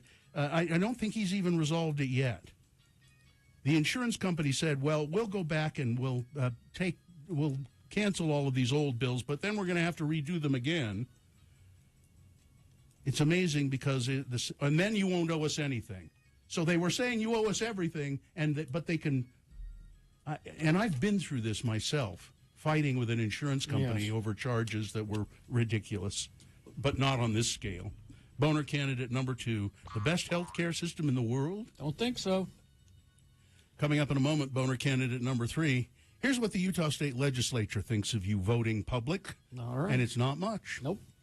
All right, boner candidate number 3, coming up after this big boy news and Opinioendo, brought to you by. The Downtown Winter Market is open Saturdays at the Gateway, 10 a.m. to 2 p.m. Shop fresh produce, meats, unique gift ideas in the craft market. More information at slcfarmersmarket.org. Metallica. Yeah. They've donated $250,000 to help victims of the earthquake in Turkey and Syria. Oh. The death toll now passing 40,000 people. We are at a loss for words to describe the devastation in southern Turkey and northern Syria, the band said in a statement. The earthquake has reduced the entire region to rubble. The statement noted that two of our All Within My Hands Foundation's partner organizations, Direct Relief and World Central Kitchen, have boots on the ground in that area providing medical aid and food to the victims. We are providing $125,000 grants to each organization to support their relief efforts. And Guns N' Roses, they've teamed up with NASCAR. That makes sense. Yeah. The Guns N' Roses, they said that they're sponsoring a car for the Legacy Motor Club driver, Eric Jones, for the Daytona 500 this weekend. I guess it's this weekend, yeah. Yeah. And said, welcome to the NASCAR jungle. Ha, ha, ha. See what they did? Yeah. You ever heard of the Doomsday Glacier? No, not the glacier. I've heard of Doomsday Clock. But the Antarctica, there's something called the Doomsday Glacier. Okay. Nicknamed because its collapse could drive catastrophic sea levels to rise, and that glacier is melting very rapidly in unexpected ways, so according to new research. It's like the clock, Carrie. It's a natural clock that the end of the world. Anything with doomsday in front of it, you're Its official name is the Thwaites Glacier, the Doomsday Glacier. It's roughly the size of Florida, and it's located in West Antarctica. Part of what holds it in place is an ice shelf that juts out onto the surface of the ocean. The shelf acts like a cork, holding the glacier back on the land and providing an important defense against sea level rise. But the crucial ice shell is vulnerable as the ocean warms. 2 studies published recently revealed that the pace of melting underneath much of the ice shelf is slower than previously thought. Deep cracks and staircase formations in the ice are melting much faster. And if this glacier breaks off, it could lead to sea level rise of more than 2 feet, which would be enough to devastate coastal communities around the world. But the Doomsday Glacier is also acting like a natural dam to the surrounding ice in West Antarctica, and scientists have estimated global sea level could ultimately rise around 10 feet if the glacier collapsed. So the toxic chemical spill in Palestine, Ohio. Yeah. It is just horrible. And so animals are dying, fish are dying, birds are dying, and the residents still have absolutely no answers as to what is going to be done to help the situation. It's not Chernobyl because it's not nuclear, but it's kind of like that because it ruins the water and the soil and the air. And people wonder, how often does this kind of thing happen? Rail has long been the default method of hauling hazardous material. It's the mode of transportation that's capable of moving bulk quantities. These commodities cannot be moved by pipeline. The alternative is moving them by truck over the highway, which is not looked upon favorably, so that's why they use trains. How often do they derail? Often. Well, the USA Today analysis found that they do fairly often. Yes, they derail. Larger spills happen when trains derail. 2018, a Norfolk Southern train in Pittsburgh, and on. And it is just, if animals are dying, what does that mean for humans, it says here. Oh, it's fine. You're fine. Have you heard of a canary in a coal mine? Have you heard of that? Go back home, everybody. There are reports of chickens dying and pets dying because of the spill. And it is just, and they're trying to clean it up, but not it's taking a long time. Yeah. Let's see, how much time do we have here? One more story. I like this story a lot. The idea that China's social credit score could be implemented here has captured the horrified imaginations of many people in America. The Orwellian fear that the government could assign a numeric value to each person based on their behavior, which would impact every aspect of a person's life. This isn't a thing, by the way. That is frightening. Apparently they do it in China. Yeah. Such a system... Not here. Such a system does not exist. No. But that minor detail doesn't stop the Utah House of Representatives from endorsing a ban on it anyway. It doesn't exist in China either. Oh, doesn't it? No. It's been theorized. Theorized. This is not a thing. So they've taken care of Sharia law, and now this. Tuesday afternoon, the House Business and Labor Committee gave us a unanimous thumbs up to House Bill 281, which blocks the government from creating or using a system that uses social credit scores that result in preferential or discriminatory treatment against citizens. Representative Cheryl Acton of West Jordan, who's been on the internet too much, suggested that these scoring systems could be based on a person's carbon footprint, their political leanings, or possibly their social connections. Honey, stop watching Alex Jones. She didn't give any examples of such a system being used in America, but warned about the dystopian future that awaits if it comes to pass. Again, they get lost on the internet, and But again, this is a series of the legislature legislating against something that doesn't exist. It's just perfect to ensnare the feeble-minded. Exactly. And that's why Alex Jones is pushing it. Because they're in a position of power, and people will hear this and think that it's a real thing. Well, if they're talking about it at the legislature, it must be a real thing. No, it's not. It's not a real thing. That's news. All righty. Weather traffic. It's cold. Yes. The thermometer says 19, but with the wind chill, it's 10. Not going to get a whole lot warmer than that today. We'll stay right around freezing.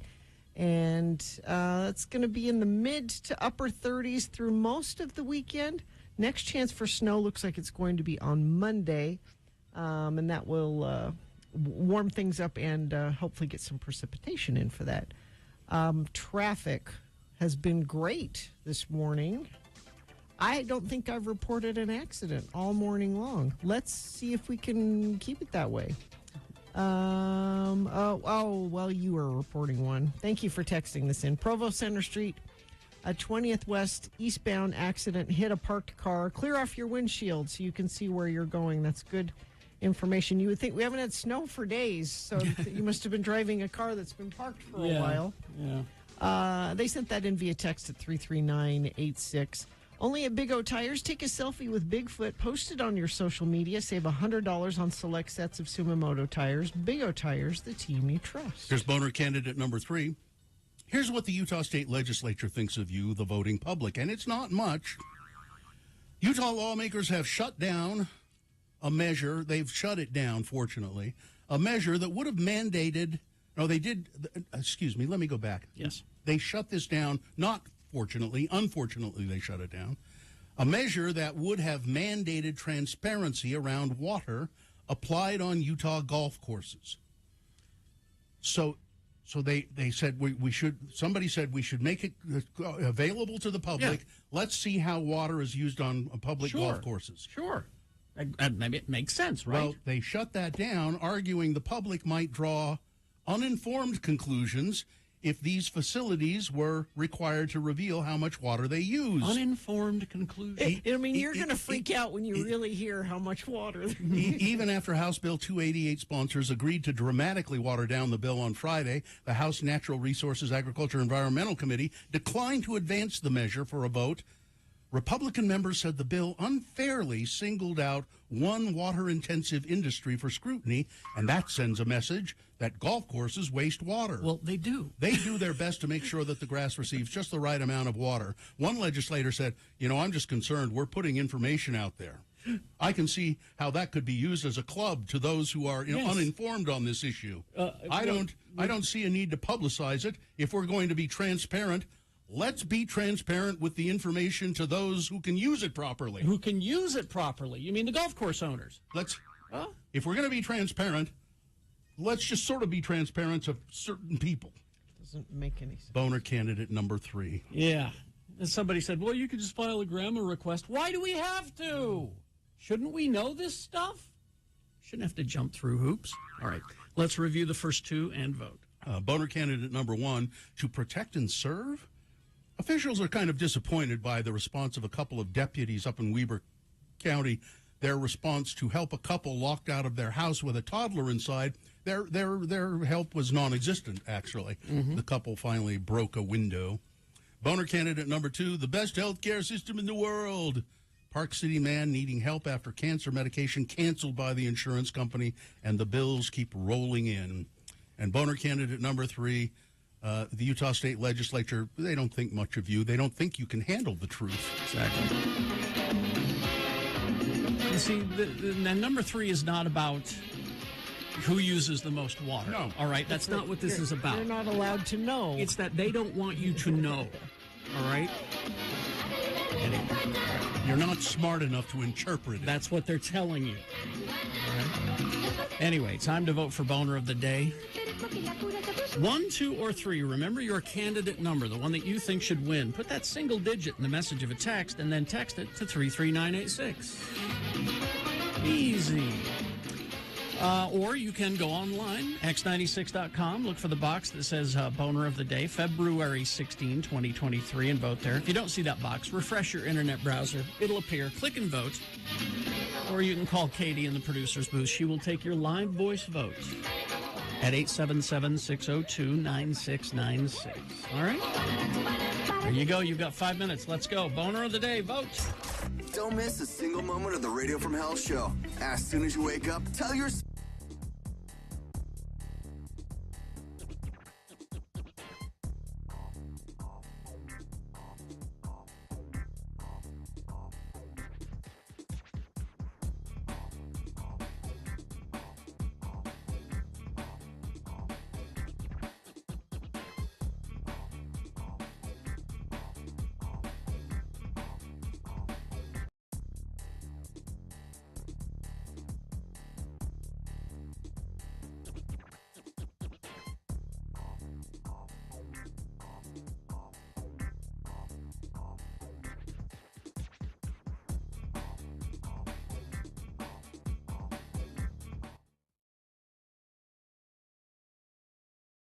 I made a big mistake. Well, I didn't. It had to be done at some point. I haven't gotten on the scale, weighed myself, that is, since. So I had some back surgery to relieve some pressure on, excuse me, on the nerves in my back. And that has made it difficult for me to, well, it's made it impossible for me to do any exercise. And I exercise a lot, usually. Uh-huh. And then I went on vacation. Well, sure. And you don't ever weigh yourself after vacation. And you always put on a little weight on vacation. Mm-hmm. So a lack of exercise for a month, and then going on vacation for however many days to Hawaii, which involved a lot of pineapple, drinking, a lot of empty calories. Empty calories. Thank you. That would you please? Damn it, Gina! Could you start with the euphemisms? Would you not zero right in on the problem? Start with the euphemisms. I mean, I say, oh, is Aunt Flo here? You know, I don't say, what, John the Rag? You having a period? You're trying to be funny? Start with the euphemisms, please. Before the reality? Yeah, don't let the reality just don't smack me in the face with it, please. So 10 pounds since the last time I weighed myself. So in a month you've gained 10. I'd have to look and see when that surgery was. You don't look like you've gained 10 pounds. Oh, I sure feel like it. And I don't? Really? No? You look fine. You always say that, though. Because I don't know, why does she always say that? Because I don't think it's true. I'm sorry, I was chasing down things that we have to take care of here. I'm, trying to fix the show. That's all. She always says, you look fine. I think it's you say that either because you don't really look at me or at people. Because I look at you, and I wouldn't say that about you. I didn't ask your opinion on how I look or how much weight I gained on my vacation. I didn't ask yours either. You just offered it. I didn't ask your opinion. Okay, I won't say you look fine. I start out saying something nice and I get in trouble for that. I don't think I look. I think you can tell I've put on 10 pounds. Can't you, Carrie? Gina, watch and learn. Really? Can you tell that I put on 10 pounds? You hide it well. But you can tell, can't you? No. You can't? No. I also don't look at you very closely. I believe that. It's true. I don't look at anybody very closely. I know. I keep my head down, I do my job, I get out. I look at people too closely. Yeah, would you quit looking at me so closely? I'm sorry, how's your eye? It's better. Is it really? It doesn't. That's what you said. That's what you said when it wasn't. But now it's just crusty, not puffy. What did your husband say now that he's seen you? Did he, when he got home and looked at it, did he go, my God, why didn't you go to the doctor? No, he's still saying it's fine, so it's fine. It's scabby. I think that if you had FaceTimed him, yeah, he would have looked at it and went, "Oh God, yeah, Boots, no, get in there." He was with me all weekend, and it was fine. But so again, he doesn't look at you very closely. He just keeps his head down and does his job when he's with you. Exactly. Which I'm glad that he doesn't notice I've gained weight. No, so he just keeps his head down and does his job.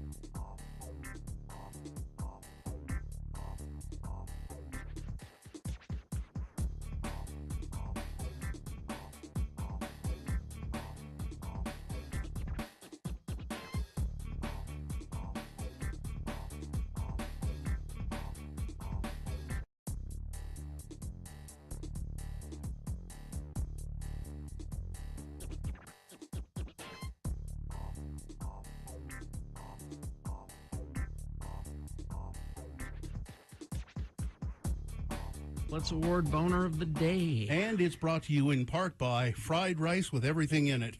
Ooh. And Gracie's open daily for lunch and dinner, brunch Fridays, Saturdays, and Sundays. This week, don't miss the NBA All-Star Week events in high def. Enjoy delicious food, drinks. Gracie's at the corner of 3rd Southwest Temple. Adults only. Well, the 3 Boner candidates were all good, strong candidates. But Protect and Serve, number 1, came in last. Really? But it's got, a fair amount of votes. Yeah. Number 2, best healthcare system in the world. It came in second.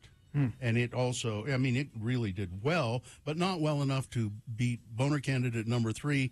Here's what the Utah State Legislature thinks of you, the voting public, and it's not much. Exactly. I was getting so much pushback and texts and DMs about, well, these other people use more water. That's not what the story was about. No, that's not the point of the story. The point of the story is that the legislature is hiding information from they you. don't think that you are capable of parsing it out. And maybe the feeble-minded can't. I don't know. I think that there are smart people who can. Yes, there are. And it should be available. All right. That's your Boner of the Day for today, February 16, 2023. Now qualified to be Boner of the Week. All right, let's get Mayor Mendenhall on the phone. Salt Lake City Mayor Erin Mendenhall is on the phone? I'm surprised she has time to talk to us with this All-Star Weekend. I know she usually calls you personally, Bill, but this time she's called all of us. If it Top were of only the true. morning to you. To you too, Mayor. Tell us what's exciting about the All-Star Weekend here. Well, a lot, actually. There are so many events going on. A lot of them are even unticketed events that anybody can go to. And we haven't had this kind of a world focus on our city since 2002. And the All-Star hasn't been here for 30 years. So go down, check it out this weekend, but don't drive. Yeah. Take tracks. It's free. Yeah, it's free, and it's going to go till 2 o'clock in the morning, which it should always do because the bars close at 1. Yeah. But it yes, doesn't. And I just want to say, if there's any confusion out there, taking an Uber or a Lyft is still driving. Yeah. So just That's true. don't do it. Yeah. Just get on public transit. It's free. It's running extra hours. It's running more frequently. And there's a lot of road closures downtown, so they know, UTA knows. But it's going to be great. When people say, and you would say, this does a lot for the city, what does it do for us financially? It does good things for us image-wise, probably. But what does it mean financially for the city? It means just over $240 million coming into the city just this weekend. Not all of that comes directly to the city, of course. Sure. The state takes a great deal of that, but about $150 million in direct spending right here in the capital city. So that helps us a lot with the roads and everything else that we take care of every single day. And our local business also owners. Amen. Yes, it's going to put a focus on a lot of the neighborhoods of Salt Lake City because, as you know, the hotels are all full around the city. And so people are staying in all sorts of accommodations.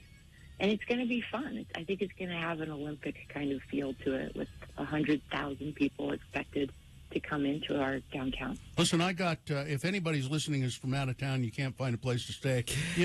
I got a sleeping bag and a floor. If you want to stop by, that's $90 a night at Bill's. Yeah. So, how did you know? Now, Mayor Mendenhall, I wanted to ask you about there was some thought that they're going to try and hide the homeless population while the All-Star Weekend was going on. And talk about that a little. It was a made-up allegation, actually. And any time that there's a conversation about expanding shelter or housing or services, Salt Lake City is there, and Andrew Johnston, on our behalf, was in the conversation where actually service providers brought up how great it would be to have expanded capacity.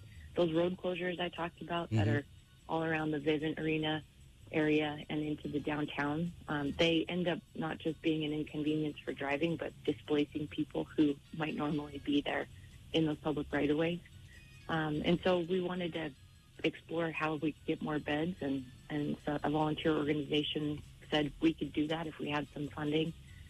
And for some reason, unbeknownst to really why they've done it, they accused the city of asking for it and offering to pay for it, neither of which was true. Yeah, it just. But there is expanded capacity. I can see where people would, it kind of looked like that on the surface, but when you dig into it a little bit, it's not the case.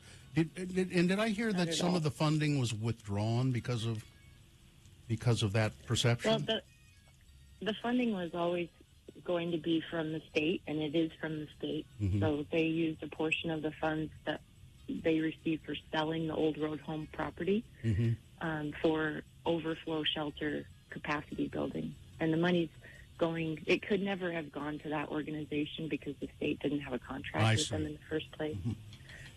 So I think that it's not exactly accurate, actually, to even say it was withdrawn because it was never there. It was never there, yeah. But no, the Volunteers of America and the Road Home, they're having some extra cash come in to incentivize staff to do overtime and bring in more people who want to come in. And I think it's interesting and telling that you also felt it necessary to have a press conference with Chief Brown and say, we're not going to roust these people out with cops. These people will not be harassed by the police. It was necessary to say that, I guess. Well, I was asked at the end of the press conference. The press conference wasn't set up for that purpose. We were just to talk about the safety precautions and the other departments, public safety, that are helping make sure this is a safe weekend.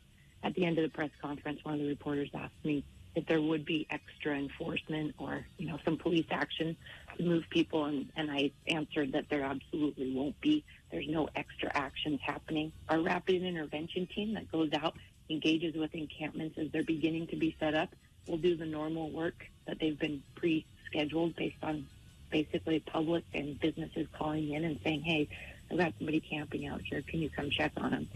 That normal work will continue, but there's nothing extra and no police enforcement above and beyond what is normally happening. Did you look directly at Chief Brown and say, no, that will not be happening? No, he's a nice guy. He's on board with that. Yeah, I don't have to twist his arm on that one at all. No. Other things perhaps, but not that one. Anything else on your mind quickly before we go? The air is clear. It's wonderful for a little bit, and it's going to suck right back in if we don't be careful about limiting our emissions. So take advantage, even if you're not coming downtown for All-Star Weekend. The entire UTA system, Park City Connect, the ski buses, Front Runner, it's all free until February 21st. So even if you're not into basketball, let's kind of delay the terrible air coming back here by taking advantage of that. I might just go for a train ride. I've always wanted to. I've never ridden. I've ridden to the furthest north that Front Runner goes and tracks Front Runner, but I'd like to go all the way south on it. See how that is. I hear there's a restaurant or two with a bar down that way that is worth checking out. Oh, well, then it's all the more enticing to me. Exactly. You're speaking Bill's language. It's nice to talk to you as always, Mayor Mendenhall. All right. Have a lovely Thank weekend. you. See ya. You too. All right. Traffic, please, Gina. Well, maybe people are taking the mayor up on her suggestions of public transit because we have no accidents to tell you about. Hardly even any slowdowns, it looks like. UDOT's been very quiet this morning, and so have you. If you're curious about somebody says, I need to come downtown, is there somewhere I can see where the roads are closed? Yeah, the UDOT website's a perfect place to go and see a map that will show you all of the different roads that are going to be closed over the weekend and best routes to be taking. That's traffic. All right. Thank you very much. We'll take a break. We'll be back. We do have Beat Gina coming up. Stand by for that and more. We got prizes to give away. We'll tell you about that coming up. RandLife.com/X96. Yes, Rand Life is a local mortgage company. Just keep that in mind. Local mortgage company. So do business with them. You might suggest to your real estate agent, hey, I'd like to, use Rand Life for the mortgage. Rand Life, they know house hunting is very worrisome. You're worried about interest rates. You're worried about all kinds of things. Well, Rand Life Home Loans has a buy now, refinance later voucher that can ease your worries. You use Rand Life Home Loans to purchase your home before March 31st, and then once the interest rates drop, which apparently they're pretty confident they will, you'll get a voucher to refinance your home without lender fees. So take advantage of that amazing offer. Rand Life's refinance voucher covers processing and underwriting lender fees worth up to $1,400. Vouchers cannot be combined with any other Rand Life offers. Eligibility requirements apply. Go to randlife.com/X96. Is it true?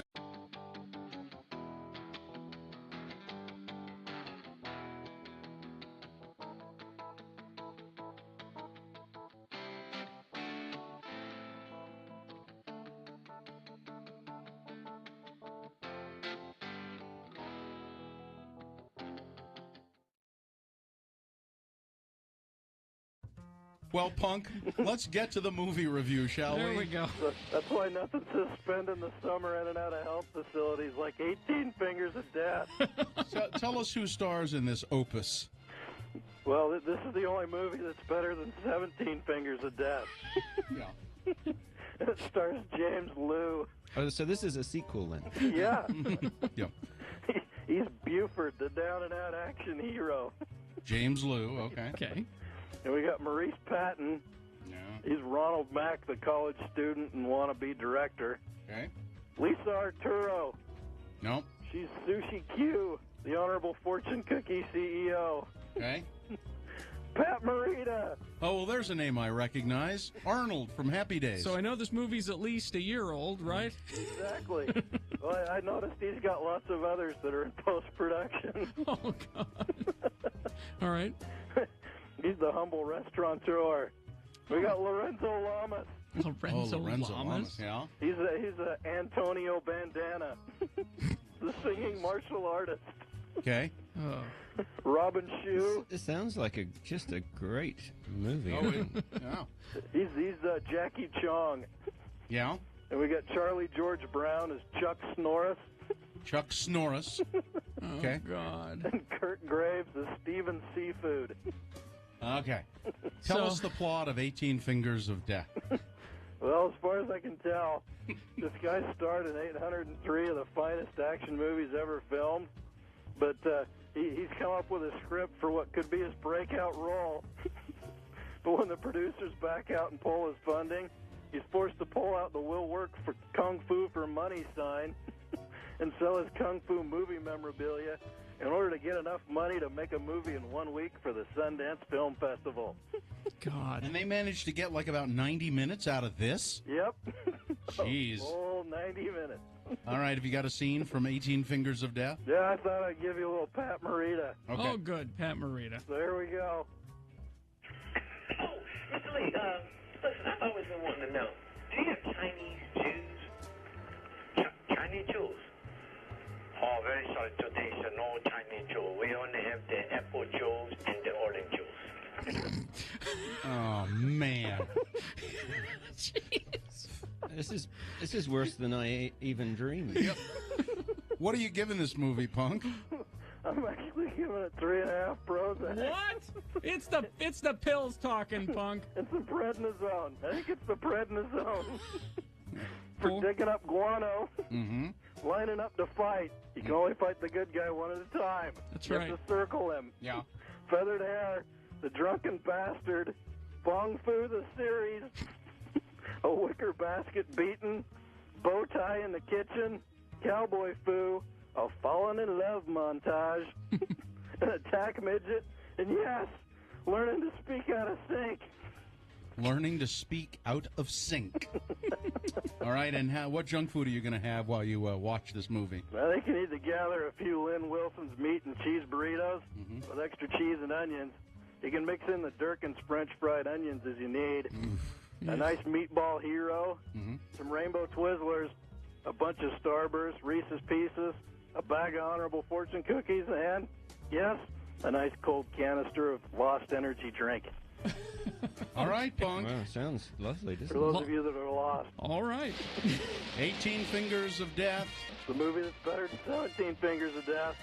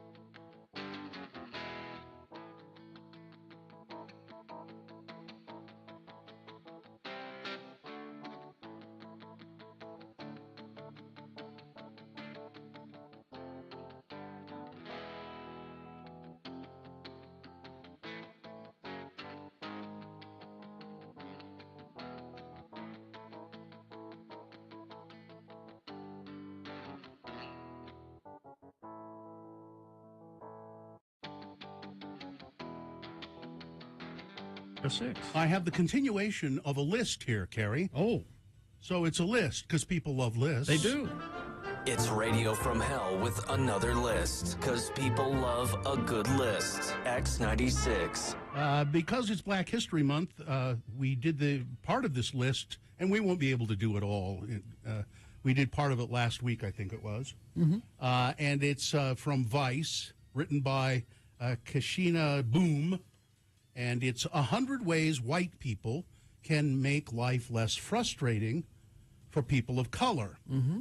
Now, what that says to me is, okay, you're not a racist.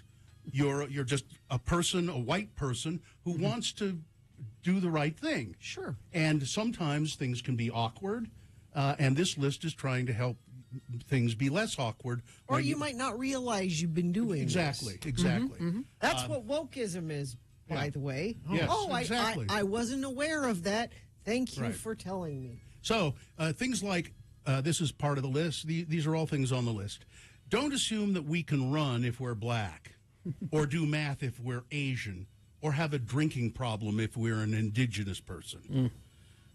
Don't make embarrassing jokes to try to be down with people of color. We'll laugh at you, not with you. Understand that there are some days are even more mentally exhausting for people of color, thanks to the news cycle. Try not to badger us for our opinions on the latest atrocity that has occurred. Yeah. Just leave us to grieve. But when we do have something to say about it, listen. Here's another one. Share articles relating to the everyday experiences of race and racism written by people of color.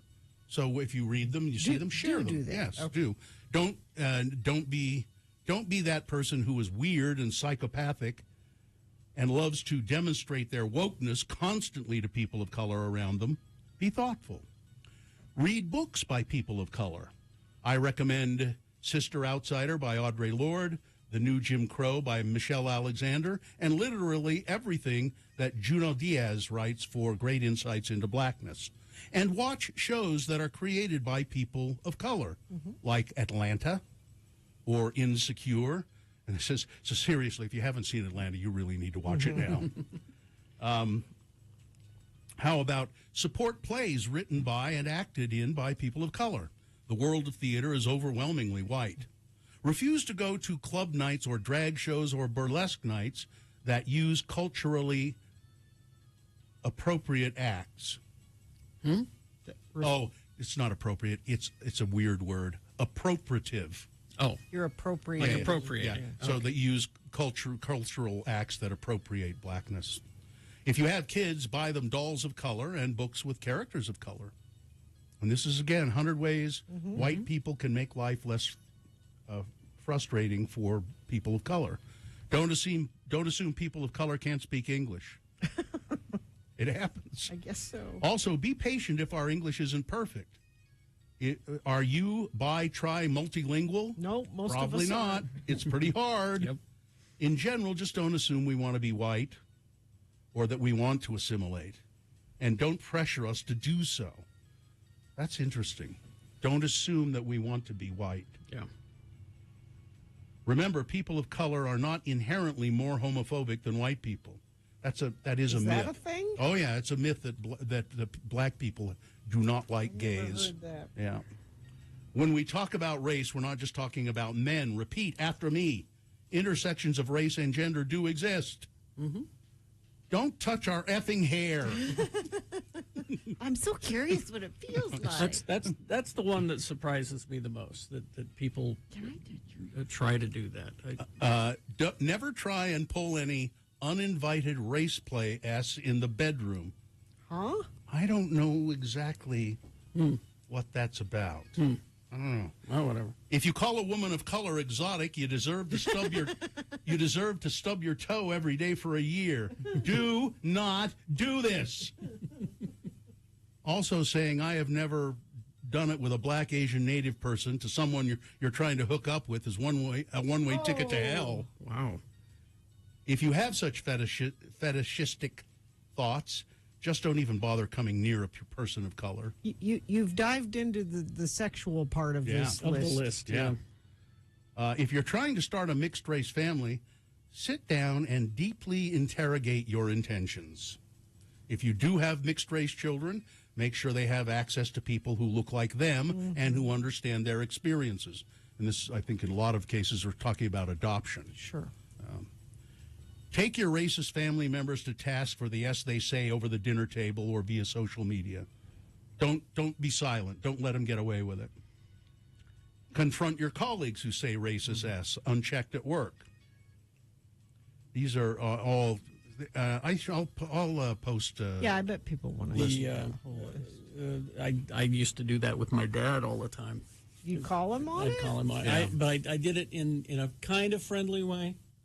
I didn't, confront him. Dad, that's racist. It'd be okay, Archie Bunker. I just say that. Kind of says, and says it kind it of all? it shook him a little. My grandpa was like that. I had to, he called Brazil nuts that name, that awful racist name. He, and I said, Grandpa, no, don't, do not. Don't say things like there are two sides to every story, or play the devil's advocate when it comes to conversations about race. In those situations, just listen. That's good advice for lots of different things. Yeah. Just listen. Remember, black women are not here to save you from yourselves. You got to put in the work, too. Record police encounters you see involving black people. Yeah. That's it. Everybody's got a recording device. So. And share alerts when ICE is planning a raid. And stand up to Islamophobia wherever you see it. These are all great. I'll post Twitter at RFH Bill. I'll post a link to it. We hope you'd enjoyed another list with Radio from Hell on X96. Well, there's no accident. There isn't? What? Oh, okay. At least not as far as UDOT's concerned. Perhaps you're seeing something out there that friends of the program need to know about. You can text us 33986 and I will pass it along. All right. That's traffic. Thank you very much. Beat Gina. It's time to play. Beat Gina. 877-602-9696. Is it Duran Duran tickets? Yes, Duran Duran with special guest Bastille, June 3rd at Vivint Arena. See, here's the thing, is that Gina really, really wants Duran Duran tickets. But she can't win them. I'm not allowed to win. She's not allowed to. No. She can't keep them. No. So really, this is just. I'm just saying, this is a good chance for you to get your tickets. 877-602-9696. Call. We got some messages and a song, and then we will play Beat Gina. Utah talks about Radio from Hell. My name.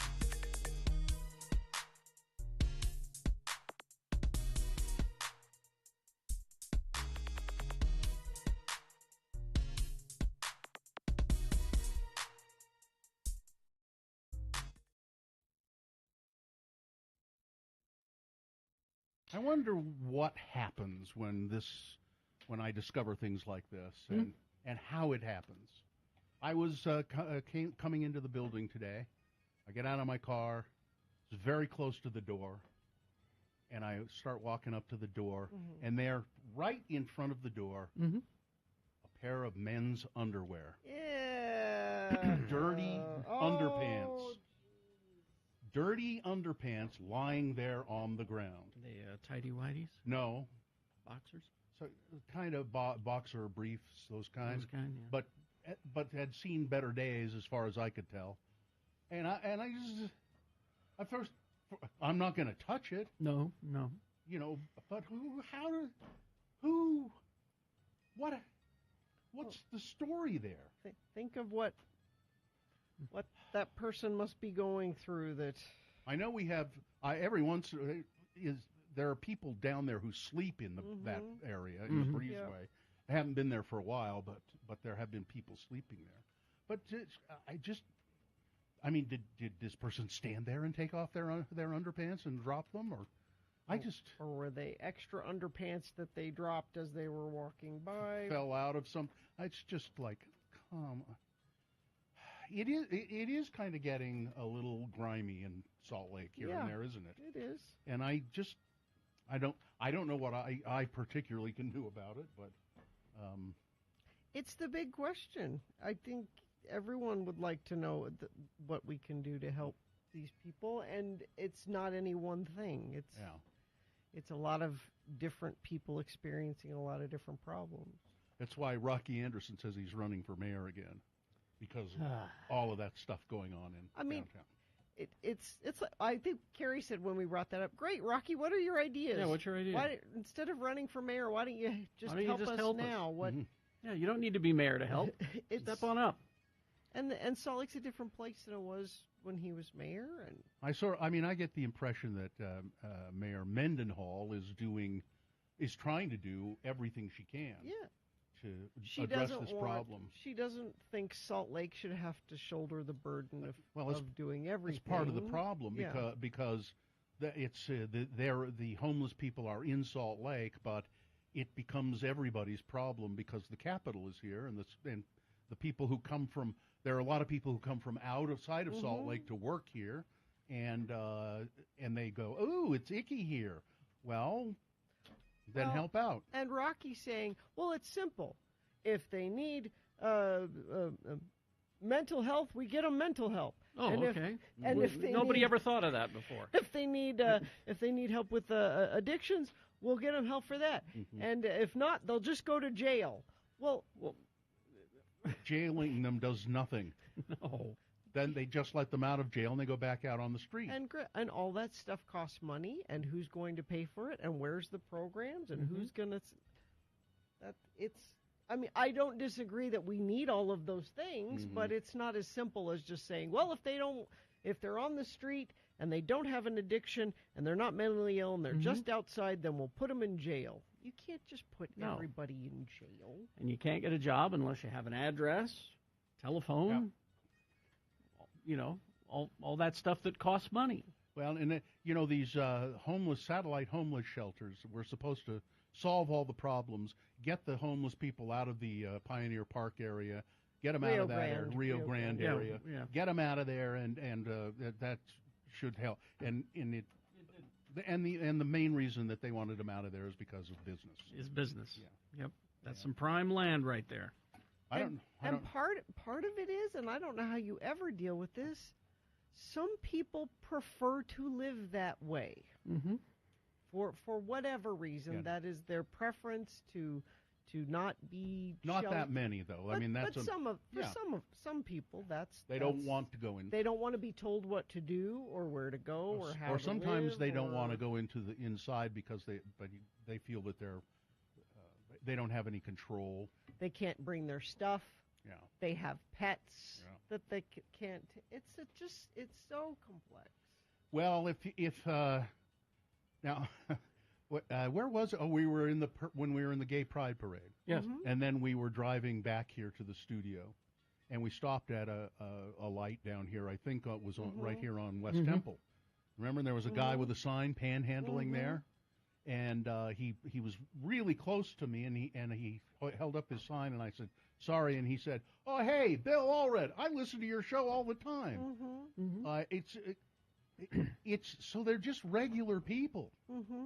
So I've been listening to you for years. And I said, I'm sorry, I don't have any change at all. Oh, it's okay. You gave him a piece of candy, I think. Oh, that's right. I said, here, I have some candy. That's right. A sucker or something. Yeah, we had some candy.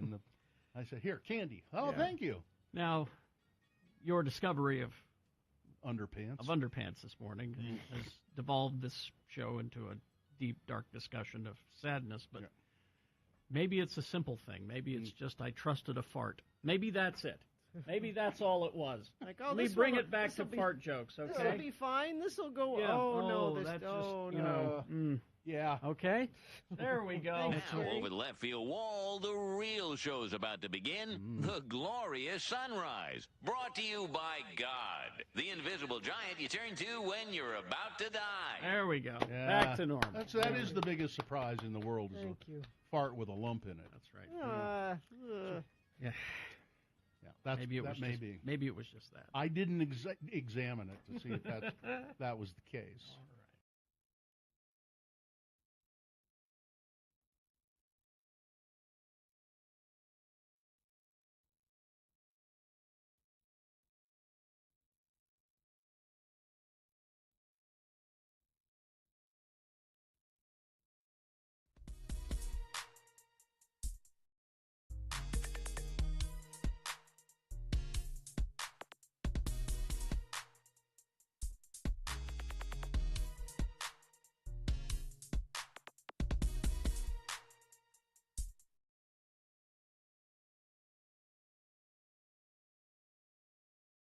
Organ. Spell it with me now. O-R-G-A-N. And now we'll use it in some dialogue. Here they are, then, our two Utah men, Elder LeGrand R. Dunn, Jr., and his disreputable friend, LeVar.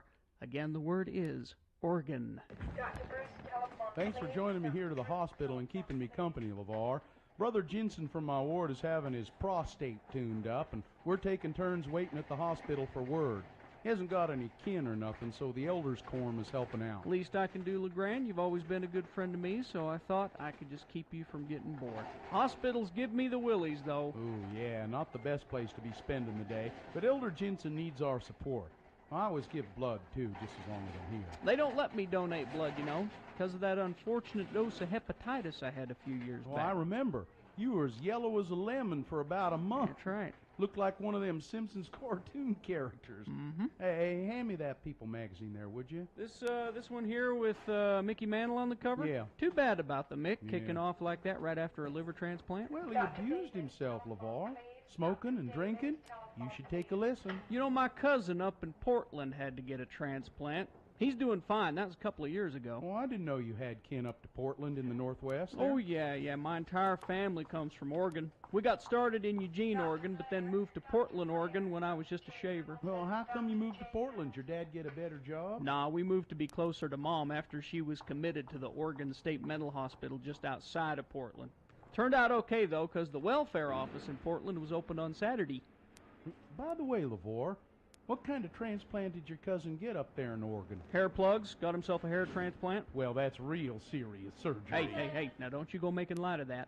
Them things can get infected.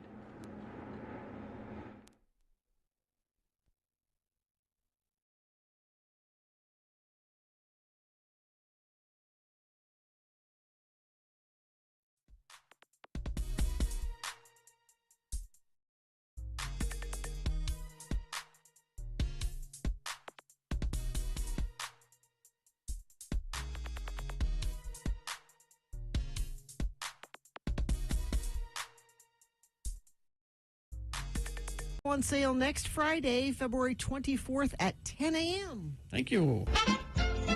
No matter what you hear, it's all rumor. Mayim Bialik will not, I repeat, will not ever be the host of Beat Gina. I'm the Beat Gina announcer, Johnny O. We'll get to the game in a moment, but first this.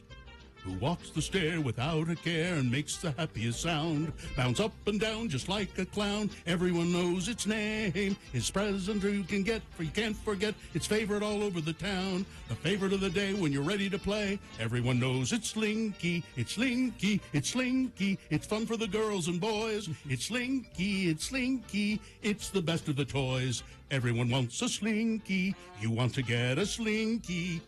And there's more fun with Slinky Pull Toys, Slinky Caterpillar, Slinky Train, and Slinky Hippopotamus. Everyone wants a Slinky Pull Toy. And now, slinking into the studio, the favorite of girls and boys and everyone, your host, Kerry Jackson. Forgot about Slinky Hippopotamus. I shouldn't have tried to sing that. Yeah, probably. The randomizer has chosen Trent to play against Gina for these Duran Duran tickets. Hello, Trent. Are you there? Morning. Hi, Trent. We're going to toss a coin to see who goes first in the game. It will give you an advantage if you win the toss. Heads or tails? Go ahead. Let's go with heads. Coin toss app says heads, Gina Barberi. You are one step closer to winning these Duran Duran tickets coming to town June 3rd at Vivint Arena. All right, Trent, this first Nice. question is for you. It's pop culture trivia. It is Elizabeth Olsen's birthday today. So Elizabeth Olsen trivia. Okay. All right. So this first question is for you to answer exclusively, Trent. If you get it correct, multiple choice. If you get it correct, you get the point. If not, I'm going to allow Gina to answer the question correctly, and she'll steal that point away. We'll go back and forth with questions until one of you has 3 points. You know, Trent, just to point out, Gina has not lost a game this month. Really? Well. Good Well, luck. let's see if we can change that. All right, then, Trent. Here we go. First question. Elizabeth Olsen trivia. What was one of Elizabeth's favorite movies growing up? She loved this movie. Okay. Is it 1, Tremors? Is it 2, Fart, the movie? Is it 3, Fistful of Dynamite? Or 4, Raccacoonie? I am going to go with A. Tremors is correct. Oh, there's a point for Trent. Nicely done. Gina? Is Raccacoonie really a... Oh, yeah, it's the movie with the guy with the raccoon on his head. Yeah, okay. No. Under his hat. Yeah. No. And the raccoon, made him move. makes him move and stuff. Yeah. Gina, in her breakout film, she played a character who suffers from delusions and paranoia after fleeing her life in a cult and returning to her family. What was the film called? Okay. Was it 1, Singles Ward? Was it 2, Girl Interrupted? Was it 3, Martha Marcy May Marlene? Or was it 4, Raccacoonie? It's all the M name. All the M name movies, yes. Really? Martha, Mary, Marcy, May, Marlene. That was a Sundance movie. It was. Oh, my gosh. All right, that's a point for Gina. All right, Trent, it's your turn. Trent, when she was a child, what activity did Elizabeth love to do? When she was a child, was it 1, ballet lessons? Was it 2, extreme ironing? Look it up. It's a thing. It's a thing? Yes. Okay. Number 2, decoupage. Or 4, she ran the LA Marathon every year. I am going to go with A again. Correct. Ballet lessons. There's 2 for Trent, 1 for Gina. Gina could tie the game here. That one's too easy for Gina. I'm going to switch. Sorry. You got to earn the win. You got to earn the win. Right. Why did Elizabeth say she became an atheist at the age of 13? Okay. You're learning all kinds of things, aren't yeah. you? Here's why did she say that she became an atheist at the age of 13? Was it 1, Hollywood elites forced her to stop being a good Christian? 2, everyone was doing it. 3, religion should be about community and having a place to go in prayer, not something that should determine women's freedoms. Or 4, she wanted to sleep in on Sundays. I'm sure it was a nice side bonus, the sleeping in on Sundays, but I'm going to go with 3 on that. 3 is correct. All right, it's tied. But Trent, if you get this one right, you win the game. Okay. Oh, boy. Trent, which was the first ever film Elizabeth auditioned for but did not get the role? Was it 1, Howard the Duck, 2, Spy Kids, 3, School of Rock, or 4, Raccacoonie? Oh, boy. The first 3, there's good choices there. I'm going to go with 3. School of Rock? Well. Oh, no. Terribly sorry. Oh. I believe my streak will continue with my answer of number 2. Spy Kids is correct. And Gina Wow. wins the game, and nicely done. I'm Nice. so sorry, Trent. It's Yeah. Oh. Good day, terrible. And I'm sorry, because I guess I get these Duran Duran tickets. You can't. Oh. Oh, no. No, she works for Broadway Media. Oh, Well, I don't want him to go to waste. no. Well, you could give them to somebody else. Give them to I Trent. don't- Give them to Trent. All right, Trent. You get the Yeah. Hang on. All right. Thanks, guys. Hang on the line. Thanks, Trent. Hang We'll on. get your information. Well, it's Splitsville for me, Daddy-O. All right. Big Boy News and Opinioendo now brought to you by. Soar across mountains, deserts, cities, and forests with 3 amazing bird families as they head home to raise their young. Experience the triumphs and challenges of these remarkable creatures as they defy all odds in Wings Over Water 3D, now playing at the IMAX Theater at Clark Planetarium. Bob Odenkirk Yes. has starred in some of the best TV shows to ever come along. Mr. Show, for Mr. example. Show, Breaking Bad, Better Call Saul. Odenkirk appeared in one of the best sketches of I Think You Should Leave, and he survived a heart attack while filming the final season of Saul. The actor has also found his new show in which he intimidates a goose to fight with him while wearing a boxing glove. Okay. This is a show going to be on AMC. It's called Lucky Hank. Odenkirk plays Professor Hank Devereaux, an English department chairman at an underfunded college who toes the line between a midlife crisis and full-blown meltdown, navigating the offbeat chaos in his personal and professional life. I watched the preview that was provided with no sound because I was working, and it looks very funny. And the scene where he's There's a goose, and he's facing off with the goose, and he's got one boxing glove on, and the goose is kind of menacing him, and Odenker's going, come on. I think this looks like it'll be very good. Okay. Let's see what else is going on here. Oh, Texas Instruments. You know, the big chip. Oh, my calculator. Yeah. I used to have a Texas Instrument watch, I think. That had a calculator on it? Was it one of those? Yeah. They still do things, actually. Yeah, they do. The Utah Governor Spencer Cox on Wednesday announced what his office called the largest private economic investment in state history. The investment is an $11 billion expansion of Texas Instruments' microchip fabrication plant based in Lehi. This is a huge day for Team Utah, Cox said during the announcement in the Gold Room at the Utah Capitol, which was packed with dignitaries, including Texas Instruments CEO Haviv Ilon and Representative Burgess Owens. That expansion will bring a second chip factory to the Lehi plant, which currently employs about 1,100 people, and add about 800 more jobs. These are high-paying jobs, Ilon said. Average salary, $110,000. The the project is expected to produce over $2.4 billion in wages. We will put a lot more into Silicon Slopes, said the president of the company.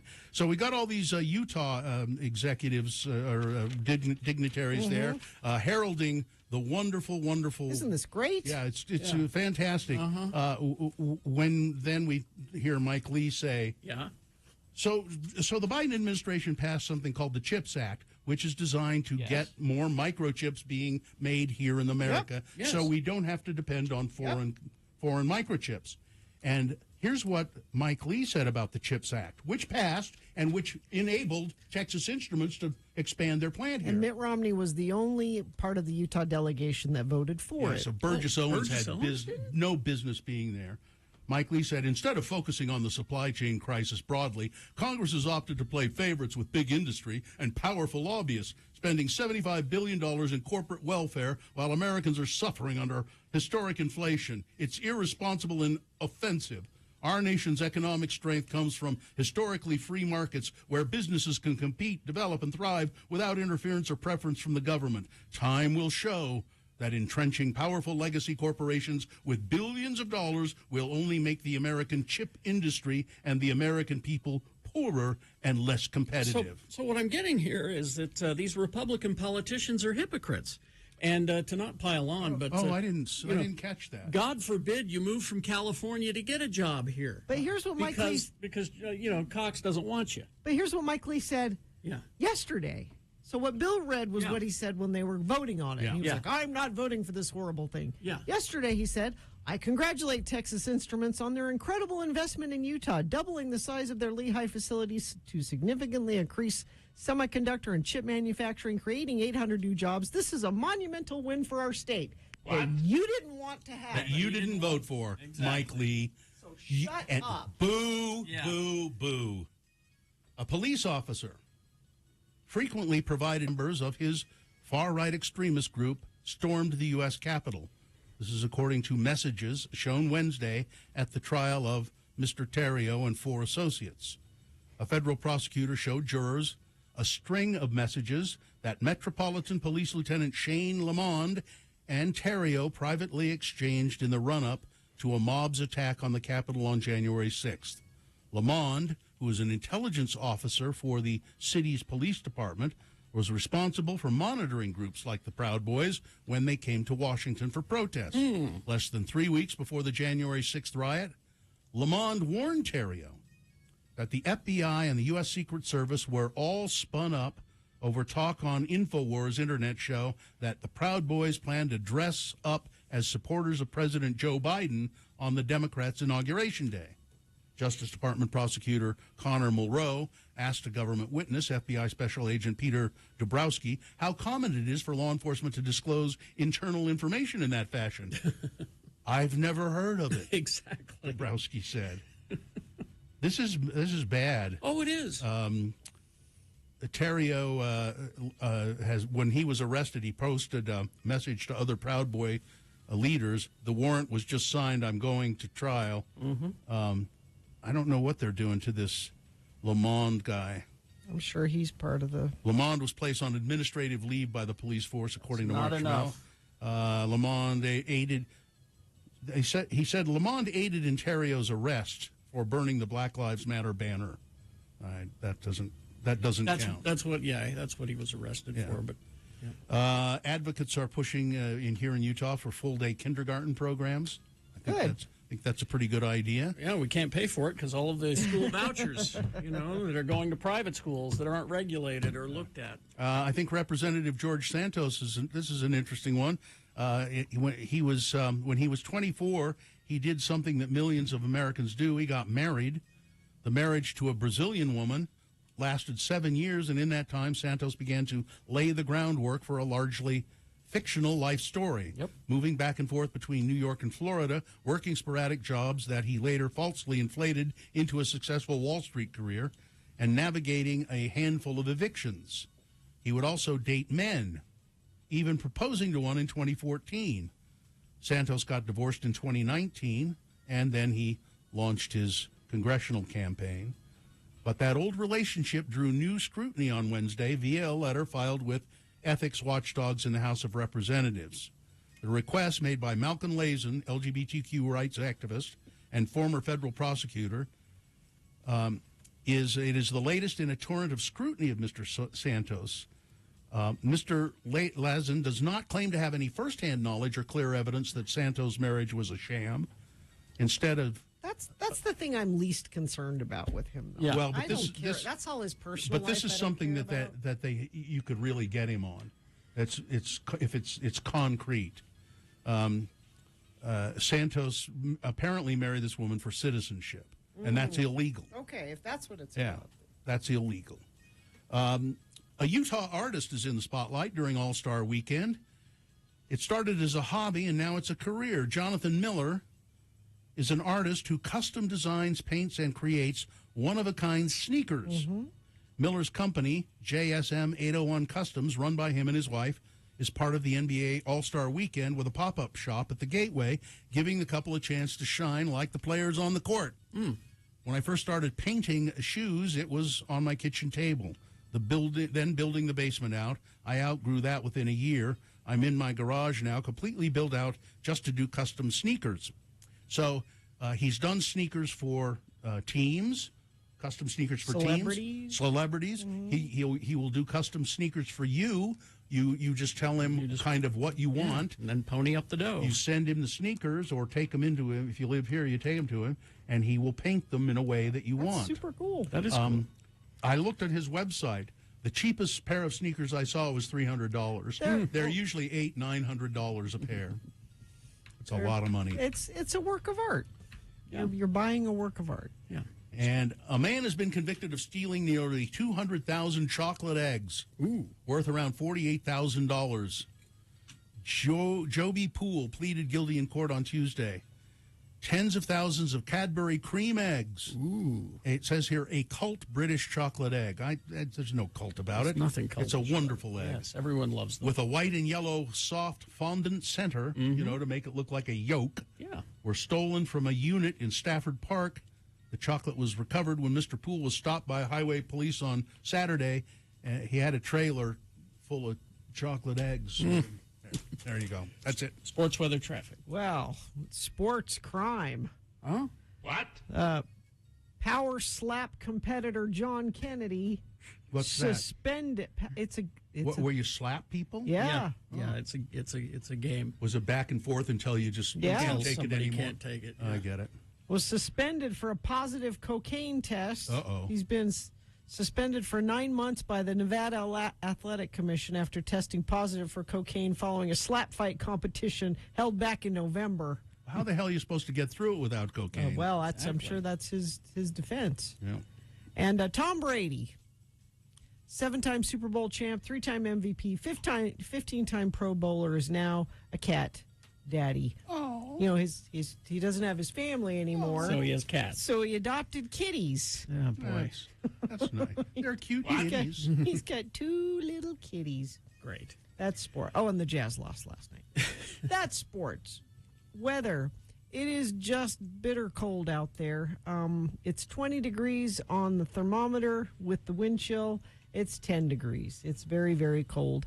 33 is all the warmer it will be today. We'll stay in the upper 30s to low 40s throughout the weekend. It looks like maybe a chance of snow on Monday is the next chance. Be aware that haze might start building back in since we don't have anything to mix up the air. So use that free tracks, free front runner this weekend to come downtown. Don't drive. All right. Traffic, we've got a couple things. Crash I-15 southbound at the exit to Pioneer Crossing in American Fork. The right lanes and shoulder are blocked. Traffic is backed up to Main Street. Crash eastbound Bangor Highway 27th West in Bluffdale. The left lane and shoulder are blocked. Traffic backed up around the curve to 134th South. Only at Big O Tires. Take a selfie with Bigfoot. Post it on your social media. Save $100 on select sets of Sumitomo Tires. Big O Tires, the team you trust. All right. Thank you very much.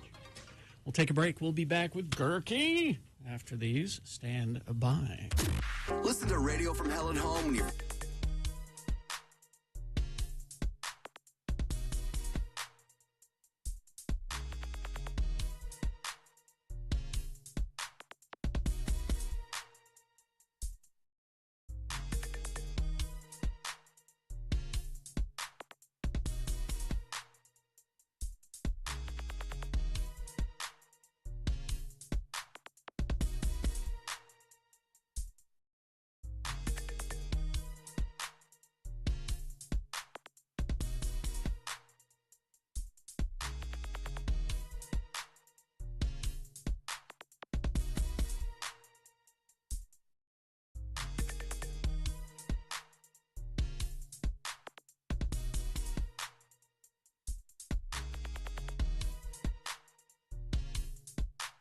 All right, we're going to wrap things up with Ask a CG Artist here real quick.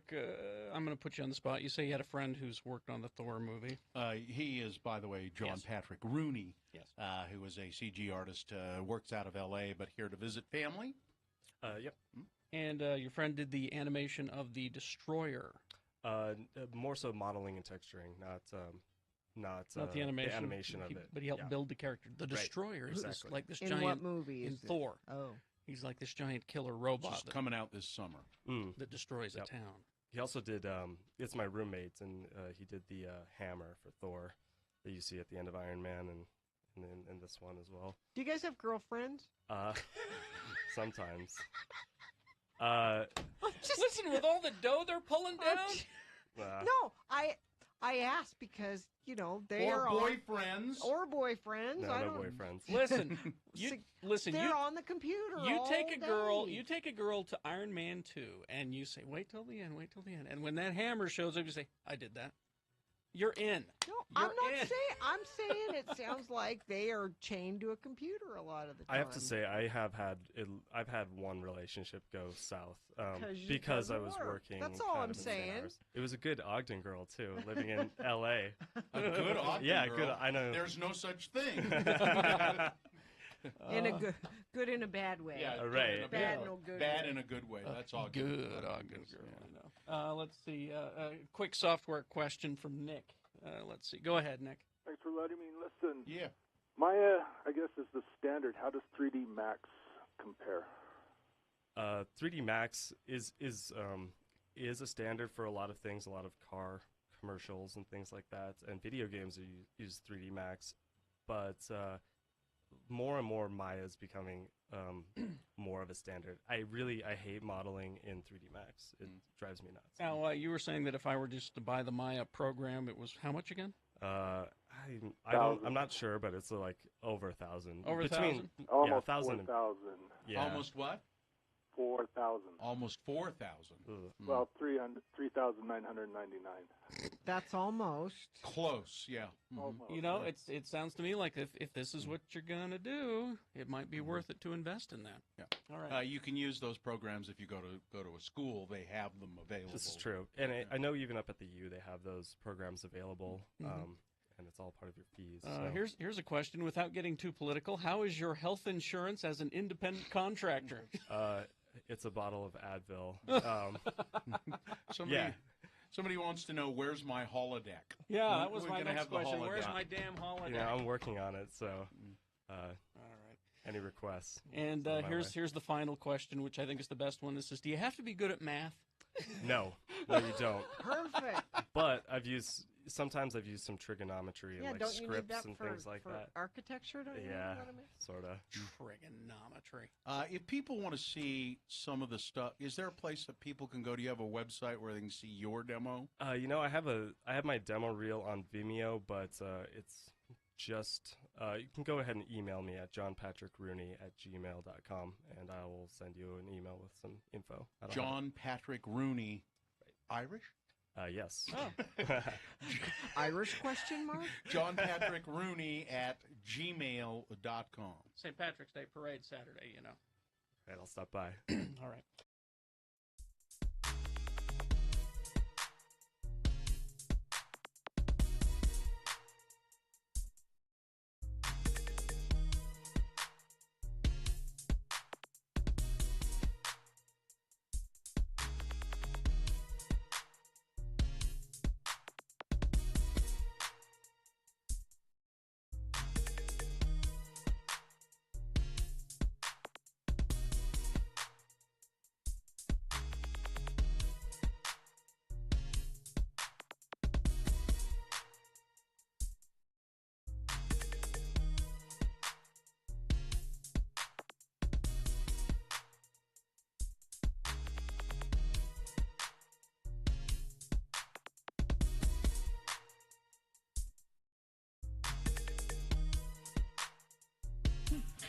No. No? Well, who's that journalist? The pickle guy. Gurky. Gurky. Radio from Hell on X96. There he is. Well, we had a sponsor for Robert Gurky, but when they said, "Oh, Gurky, no, we don't want to sponsor that." Bob, Robert Gurky, a columnist for the Salt Lake Tribune, and let's just dive right into the legislature. First of all, the story of the intern who was fired because he went and stood with some sympathizers on the transgender legislation that was being passed. Can you tell us about that? This it wasn't an intern. It was a staffer who'd worked up at the legislature for about 3 years. On the Democratic side. He went and stood with interns. That's right. Yeah, it was a staffer, actually. Yeah, and it was kind of this, I mean, the incident was sort of one of these highly emotional moments where Senator Nate Lewin, who's my senator actually, was on the floor making an argument against the ban on transgender hormone therapy.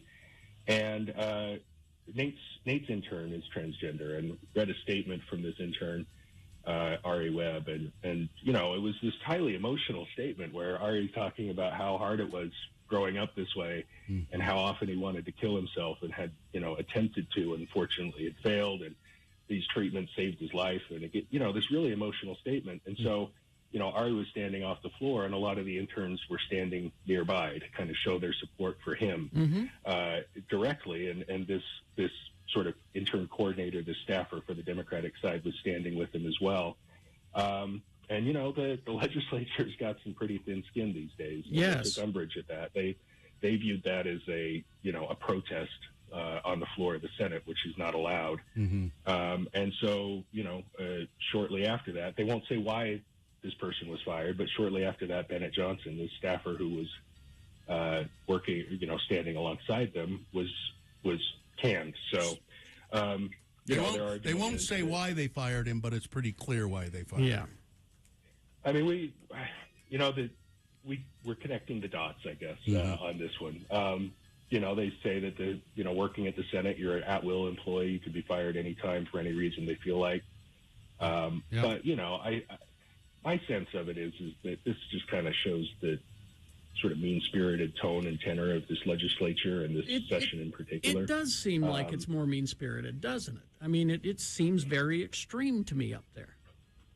Yeah, and you're not alone in that. I mean, I've been up there, you know, I'm not up there every day, but I've been up there a number of times this session and talking to people who've been up there for decades, and they have never seen anything like this. They just say this is sort of the most vicious, mean-spirited, contemptuous legislature that they can recall. And there are a number of reasons for that. What? Yeah, why is it?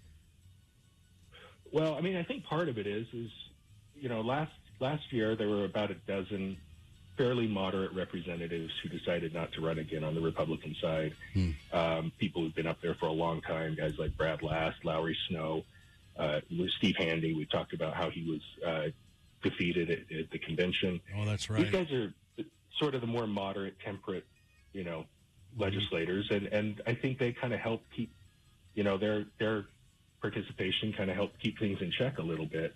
They were replaced by all these really strident, kind of Trumpy right-wing representatives, and that really has made it difficult for leadership on the House side in particular to, try to keep things in check. And well, that says a lot about the constituents of these people, doesn't it? The citizens of Utah who vote for them. Yeah. Well, it says a lot about them. I think it also says a lot about the process and the breakdown in the process, because it's the delegate system that they keep trying to, and even part of what they're doing this legislative session is trying to make that delegate system a little bit even more crazy elite by the whole count my vote thing. Yeah. I mean, they're trying to undo the way we've been doing primary elections, give more power to the delegates to choose these nominees. And you got to remember, in this state, particularly because of the way they've gerrymandered this state, the nominating convention or the nominee for the Republican side is usually going to be the person who ends up representing that district. And so, it's moved, it's swung far to the right. I've been talking to people about we've always held ourselves up the Utah way, right? This sort of finding a middle ground, rejecting the extreme politics of the rest of the country, and finding our own way to do things. That's sort of what we like to think of it as. And I just think that this session shows that the Utah way is no more. It's passed on if it ever existed. The Utah way is cruel and arbitrary. No, because fear and anger are the ways to get your whatever it is that you're trying to get across. Fear and anger are the best way to motivate people. Well, we've got to keep up with states like Florida. We've got to keep up with states like in just implementing these sort of contemptuous right-wing ideologies. And I don't think that this is what the public wants. I could be out of touch with the public. Maybe I am. These are the people they've elected, so maybe we shouldn't. We can go on the radio and critique it, I guess. But I just don't hear people, out there worried about these Chinese credit scores that, we were talking about before we went on the air, and things like, being cruel and to transgender kids, children who are, just trying to hang on. There's a measure of cruelty in it and a lack of compassion that I don't think we've seen here before, and I think it is doing a disservice to the state. Just makes me sad. It's just a straw man. All of those things that you just listed, they don't affect anyone. They don't really happen. But this is something to rile up the rubes. I think the people, the legislators who pass a lot of these things, don't have that ulterior motive, though. They think what they're doing is the right thing because they've been told by higher powers. These legislators have been told by higher powers that what they're doing is the right thing. I mean, this woman who's trying to pass the, make sure that the Chinese social credit system genuinely is worried doesn't. About that. She didn't. She just was told by somebody to be Alex worried Jones about told it. her. Not. Yeah, I mean, this is a Glenn Beck thing, exactly. And the state treasurer Marlo Oaks has jumped on board with it and is promoting it, and Sean Ray sees some political benefit to it, and so it takes on this life of its own, and it creates a lot of problems. We can talk about that next time I'm on, but it's creating a lot of potential problems for places like Zions Bank, that deal in this in this industry. Yeah. And these restrictions are really going to be a problem for those places. Will you remember next time? We're out of time now, but you remember that, and we'll talk about it next time. Please. Okay? Absolutely. All right, Robert Gerke, columnist for the Salt Lake Tribune. Thanks a lot. Thanks, Bob. Yeah. All right. Thanks, guys. Have a great weekend. Bye-bye. Crash southbound I-15 in Main Street in Lehigh, milepost 279. Crash southbound I-15 Pioneer Crossing in Utah County. And let's see. Eastbound Bangor Highway, 27th West in Bluffdale, left lane and shoulder block. Traffic backed up around the curve to 134th South. That's traffic. All right. Thank you very much. Frank Christ presents They're Fine. They're Just Fine We've got our Dead Celebrity game coming up. Easy to play. 4 celebrities. One of them is demised. Demised? Dead. Dead. Yeah. And if you can pick the right one, you'll win a prize. What is our fabulous prize today? Our fabulous prize is all-time low tickets. They're coming to the Union on May 24th. Your chance to win all-time low tickets. All you have to do is tell us which celebrity is dead. Frank Christ presents They're Fine, They're Just Fine. That's the name of the game. 877-602-9696. Coming up, KXRK Provo.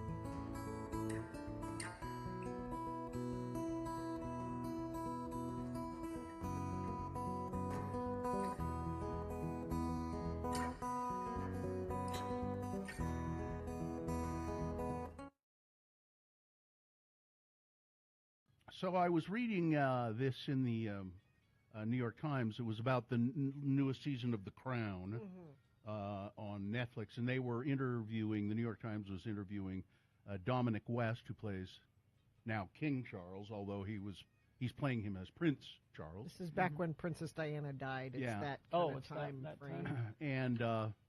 And Elizabeth Debicki, who's playing Diana. And they say to Elizabeth, the interviewer says, what was it like wearing Diana's amazing clothes? Well, I don't think that's a silly question because it's so much a part of the character. It's fascinating what makes somebody iconic and what makes their wardrobe iconic. Princess Diana was so iconic and so cool, the kind of cool I could never be. It came from her in this sense of I will create a narrative that is separate to the one that I can speak about, and I will do it with my clothing. And the interviewer says, well, how difficult was it to master Diana's signature gaze? It's a little chin down and a little... Not as hard as you would think, said DeBecky. It comes perhaps alarmingly too natural. I have no idea what a signature gaze is, but I would like to learn because I think we should all have one. We should have a signature gaze. I can't really see what you're doing. It's a little chin down to the side, and that looks just like you have a toothache or something. I can't. But what would you do for a signature gaze? I don't know. I think I'd need someone to tell me what my signature gaze is. Because I can't see my signature gaze. Because she's a little self-conscious, so it's a little... when she wouldn't make eye contact, she kind of looked to the side. That's what I'm saying. It's kind of like over... That's why her head's kind of tilted to the side and kind of looking at you up through her lashes, kind of. Oh, I've seen her do that. Yeah, okay. Now I see that. So that's her signature gaze. Yeah. But so I think we should all develop... I think I know what mine would be. I'm just gonna look at people cross-eyed. Like. I don't think that it's painful. Actually, if you do that hurts. Yeah, that's gonna hurt. I don't like that. No, a signature gaze. Signature gaze. I have $1 million scowl. Let's see. Can you do it on command for $1 million? Is that? Yeah, that's pretty good. Yeah. Carrie can be scary without saying a word. That's true. Pretty good. It's true. I don't know. Everyone in this building is frightened of me, and I've never said a word to them. Yep. It's not because I'm mean; it's because I'm shy and I don't have anything to say. And it's like resting bitch face. That's kind of the same thing. Exactly. Maybe I have a signature gaze or facial expression, and I don't know what it is. Now, the chat room is saying Bill's signature gaze involves yelling. I don't know if that's with my mouth wide open and my hand in the air. It's not quiet. Yeah, like signature. Somebody's gaze. offering to be our signature gaze. No, not G-A-Y-Z. No. They both Dominic West and Ms. Debicki said that they had movement coaches to try and capture Charles and Diana's movements. Oh yeah, and it's interesting. It says West says, I realized that watching Prince Charles, Prince at the time, he's always pointing. Like he'll get out of a car and he'll start point. You know, he walks along to someplace and he points at something, and then he'll point at something else. And he says it's because I think he's just trying to misdirect things. He wants to draw attention away from himself. Oh, that's a good idea. So he points at stuff. I'm going to start doing that. Yeah, and he says, and then Elizabeth Debicki said, "Yeah, I had to. At one point, I had to say to Dom, would you quit pointing at everything? No, this is my thing." But it looks. So here's the thing. I wonder if this has something to do with it, because everywhere he goes, he's getting his picture taken. The second he gets. So I was with my Uncle Tom once, who's the musician, and who gets his picture taken a lot with people. And we were standing with him getting our picture taken, and he was pointing. I'm like, what are you doing? And he said, when you have your picture taken a million times and you're always just standing there, it looks better if there's a bunch of pictures of you out that you're doing something in the picture. So Dominic West said, he's always pointing, and I realized it's a clever technique when he's going through a crowd.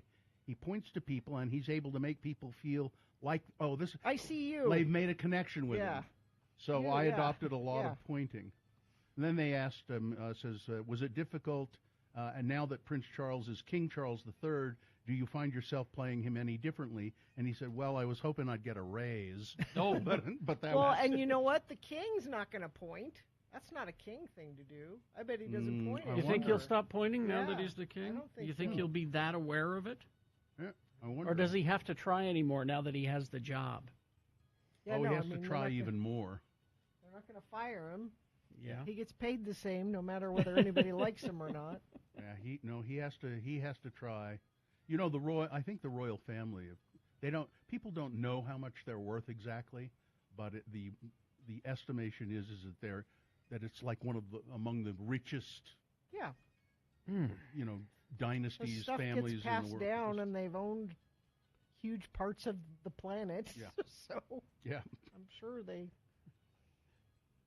It's you haven't really watched The Crown, have you? I didn't think I would like it, and then I started watching it, and it's fascinating. Yeah. It's and it gives you kind of an insight into the whole British Empire. The closest I'll come to watching The Crown is the Great British Baking Show. That's the closest that I will. I haven't been watching that lately. Apparently, they did a Mexican. Themed, which and was a they disaster. Did it wrong. They did it wrong. Was it a disaster? They just what they think of as they don't get Mexican it. is, that I'd love to bring all of them here and show them. There's a crash, I-15 southbound near Shepherd Lane overpass in Farmington. The semi's blocking the right lane, and a couple other vehicles are on the right shoulder. Traffic is at a crawl, and roads are wet. We were just looking out the window here. It's actually raining pretty hard downtown It is, Salt Lake. That could be affecting your commute.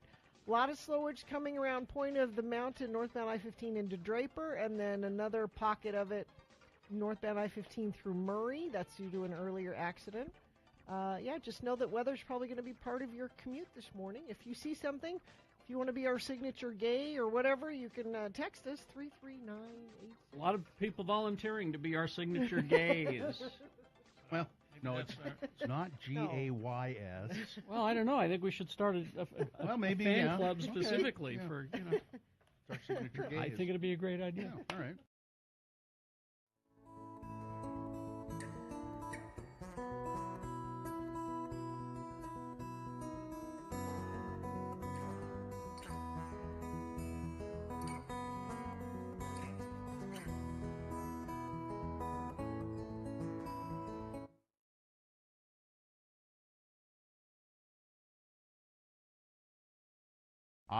I was so nervous to talk about it, Robin. I mean, they're so secretive, those two. Oh, I know, Howard. The only reason I knew was because I'd been asked to. They asked me to make a speech. They did what? Yeah, they asked me to make a speech, Robin. Oh. Evidently, I'm in demand. I mean, I'm very friendly with Justin, I mean, I like him very much. I like him. Well, I knew that you had his phone number. Well, I really like him. I even said in my speech to them that if one of my daughters brought home a guy like Justin, I'd be pretty pleased. I mean, except for the SE tattoos. He's got some hugging weird ones, but except for the fact that I gave him a journal to draw in, and he draws pictures of dead zombie babies with blood dripping out of their head on almost every page. I said those two things might disturb me, but aside from that, Robin, You said all these things at the wedding? No, I didn't say those in the speech. You know, I was miserable at having to speak at the couple's reception. But you should have been honored, Howard. Well, I was just worried about it, but I had everybody laughing. Everybody was laughing. They had these little tiny chairs. You know, there was a table, and then when you sit down, and the chairs are like these little poofs. You know, these little pillow poofs. Oh, I love those kind of chairs. Yeah, I know you do, Robin. That's because you got a big ass. Oh, Howard. But I love your ass, Robin. It's a big wide ass, and I know you like those. Let's get back to the wedding, All right, Howard, all not right. my ass. Well, I'm 6 foot hugging feet. I'm a grown man with a skinny ass, Robin. I got a skinny ass, not a big wide ass like your ass. Back to the wedding. All right. Did you at least toast the cup? Oh, this is going. I love the Howard Stern show, by the way.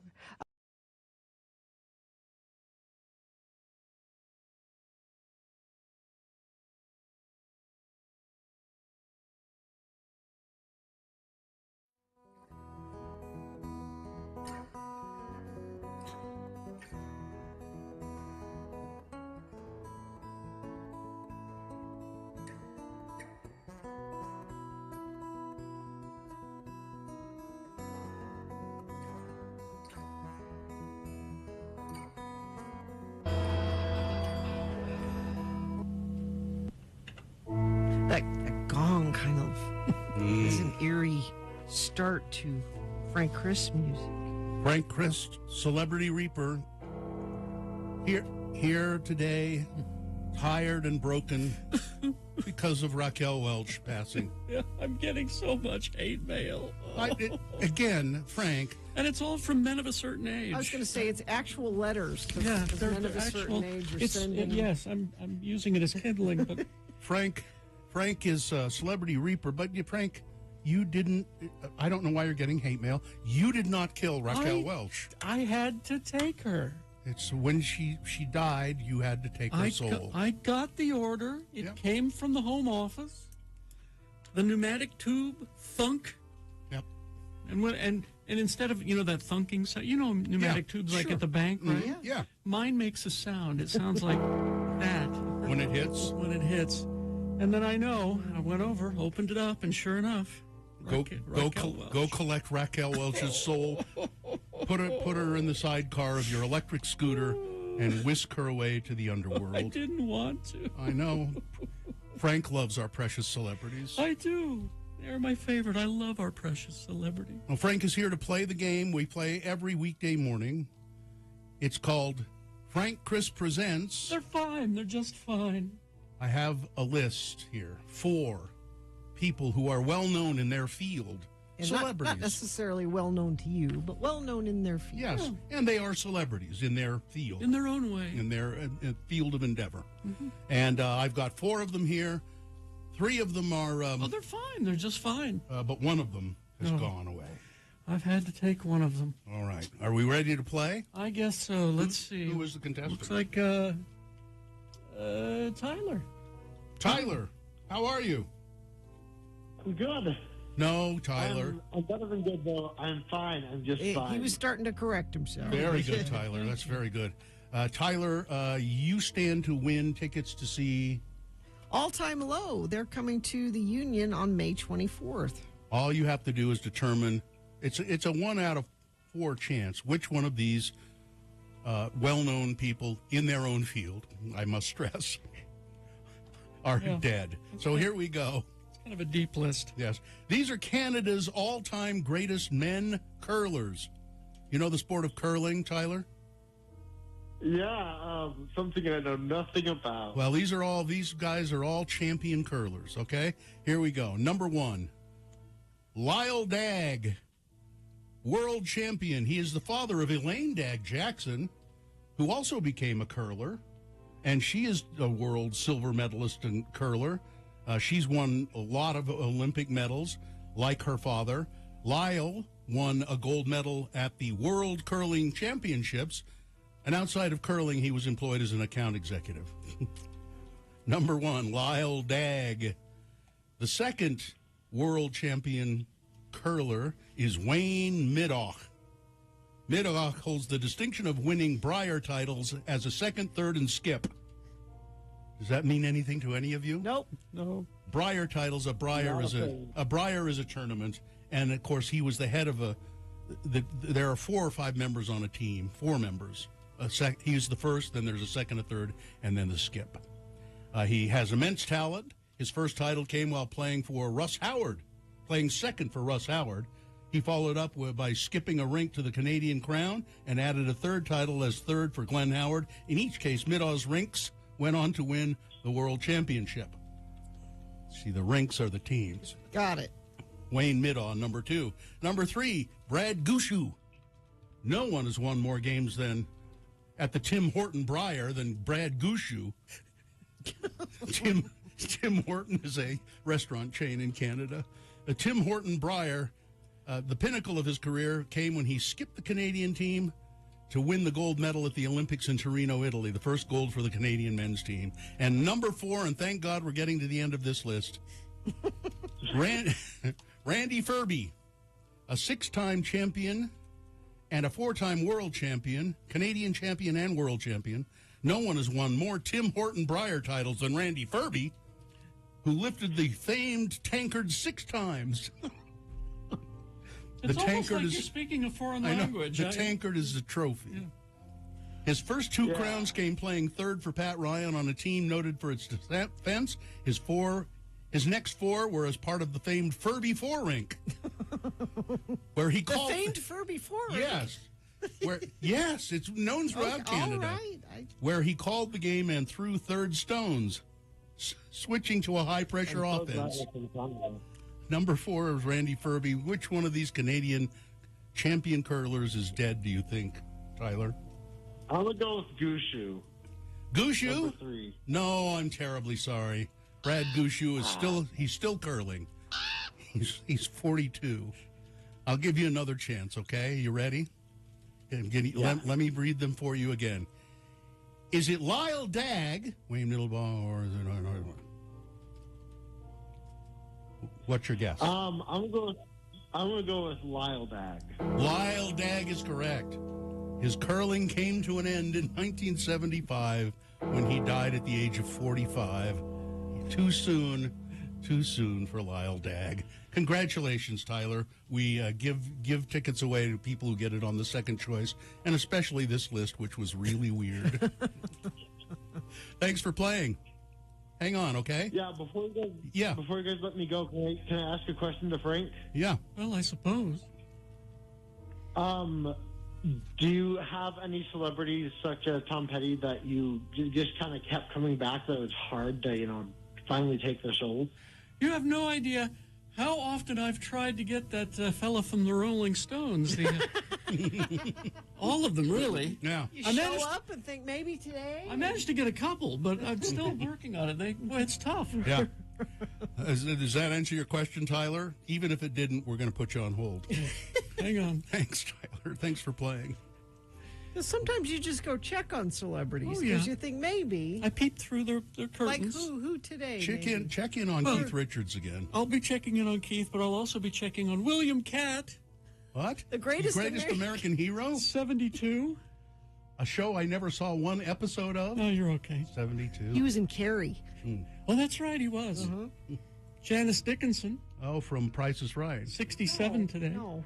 Isn't she a fame? She's an old supermodel. Oh. LeVar Burton, 66. He was on Price is Right. Yeah. That reminds me, I got to go home and watch that Picard series.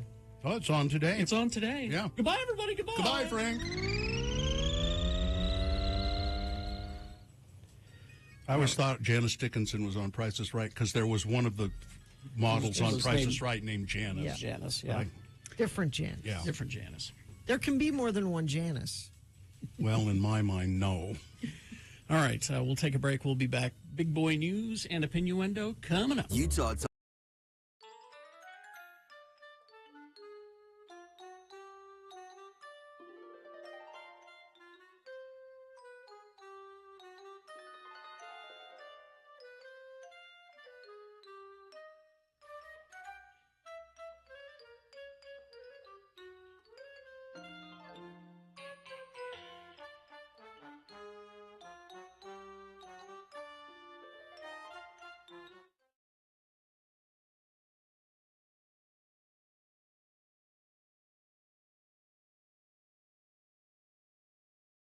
Here's what Bill Allred is thinking when he's not on the air.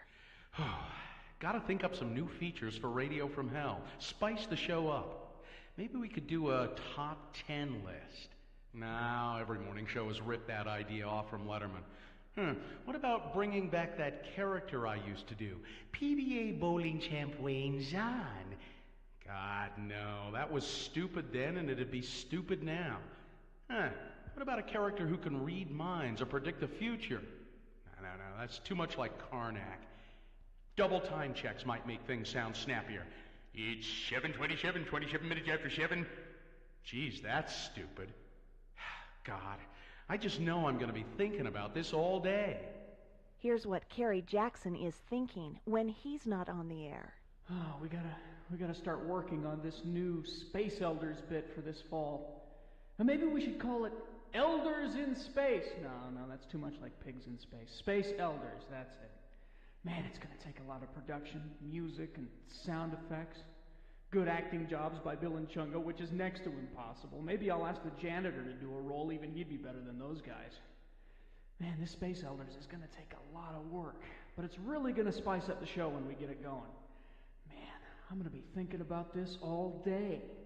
Here's what Jimmy Chunga is thinking when he's not on the air.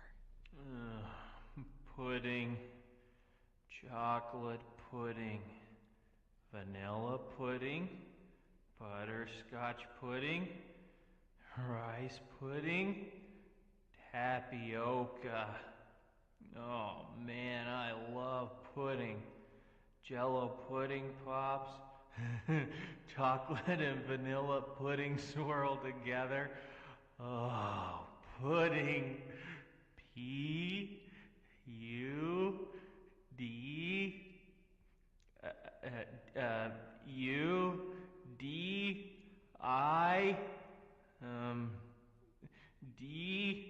Oh, pudding. I'd kill everyone in this room for one spoonful of sweet, sweet pudding.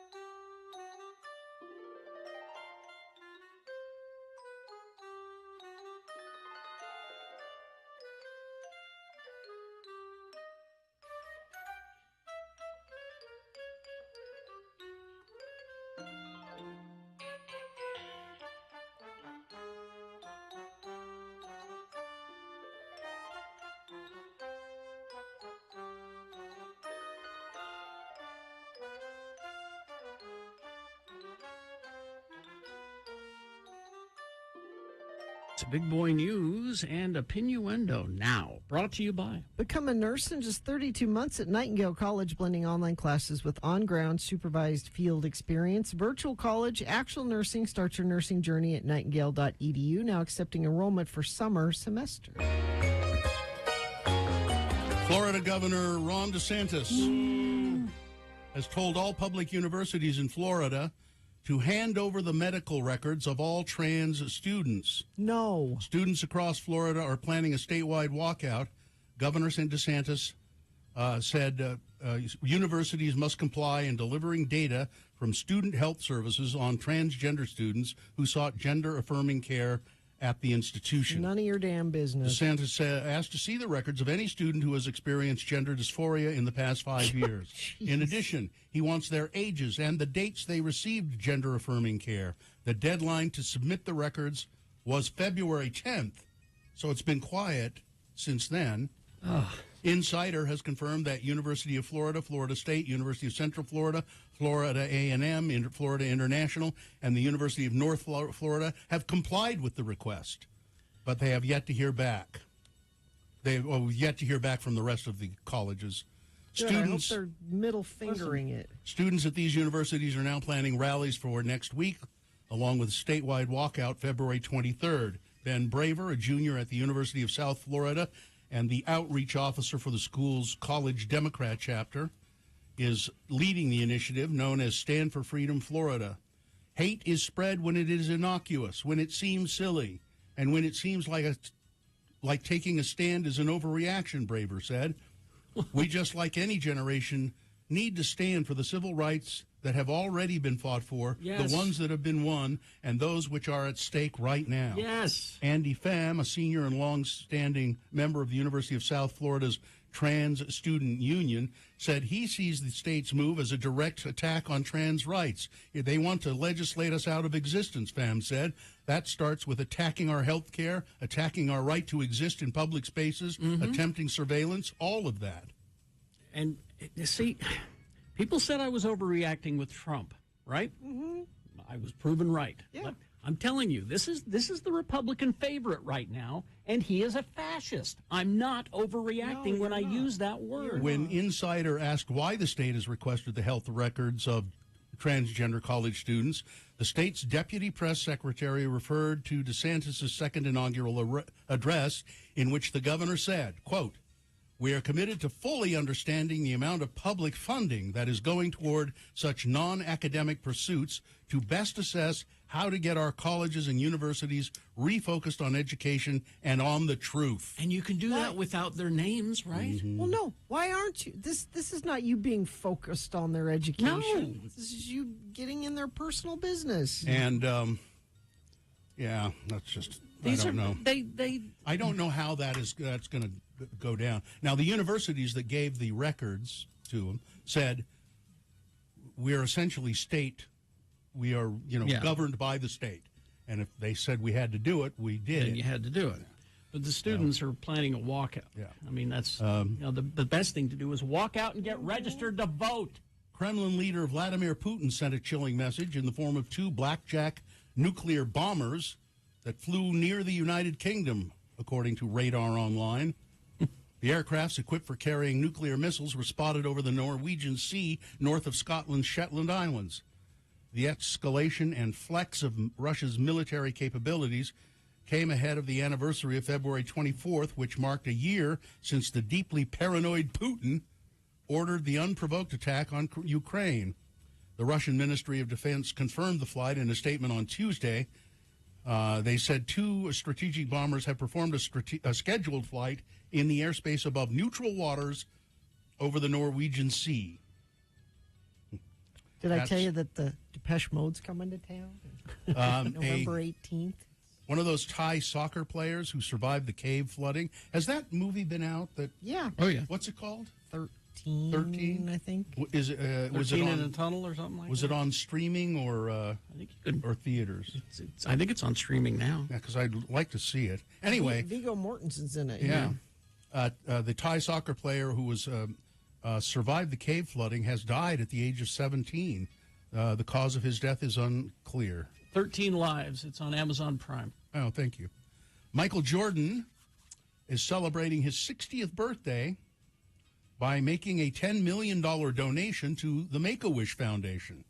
It's the largest donation ever received from an individual in the organization's 43-year history. Jordan's hope is that his decision to celebrate his birthday by donating to Make-A-Wish will inspire others to fulfill the wishes of kids still waiting for their wishes to come true. It's sometimes amazing to see the generosity among people in the world. It happens. Acts of kindness do happen. Sure. Students at a school have gifted their janitor a car because they didn't want him to walk to school every day. In a video shared on Reddit, a few students can be seen blindfolding the janitor and then giving him a small red box, asking him to check if something's in there. He says, "I don't feel anything." Then another student takes out the key from the car and puts it in the box and asks him to check again. He finds the key. Student asks him, "Are you ready to know what it is?" His name is Mr. Joe. "Yes, I sure am." That's when another student says, "Mr. Joe, we appreciate all your hard work. All of our students came together and got you a little something. We know you've been walking to school for the past 4 years. We're graduating, and we just wanted to show our appreciation. You will never have to walk again." He took off the blindfold and said, "Oh, my God, what is this?" "That's your car." "What?" "That's your car. We came together with some money, and we got it for you." That is nice. There we go. Yay! Rest in peace, Internet Explorer. The web browser is dead after almost 30 years. Netscape Navigator. That's why I can't find anything today. Yeah, and you keep going to Ask Jeeves. Come on, Gina. That's gone. Ask.com. It used to be Ask Jeeves. A Hebrew Bible more than 1,000 years old and described as one of the most important and singular texts in human history will go on show later this month before going under the hammer. That is the auction hammer, I think they mean.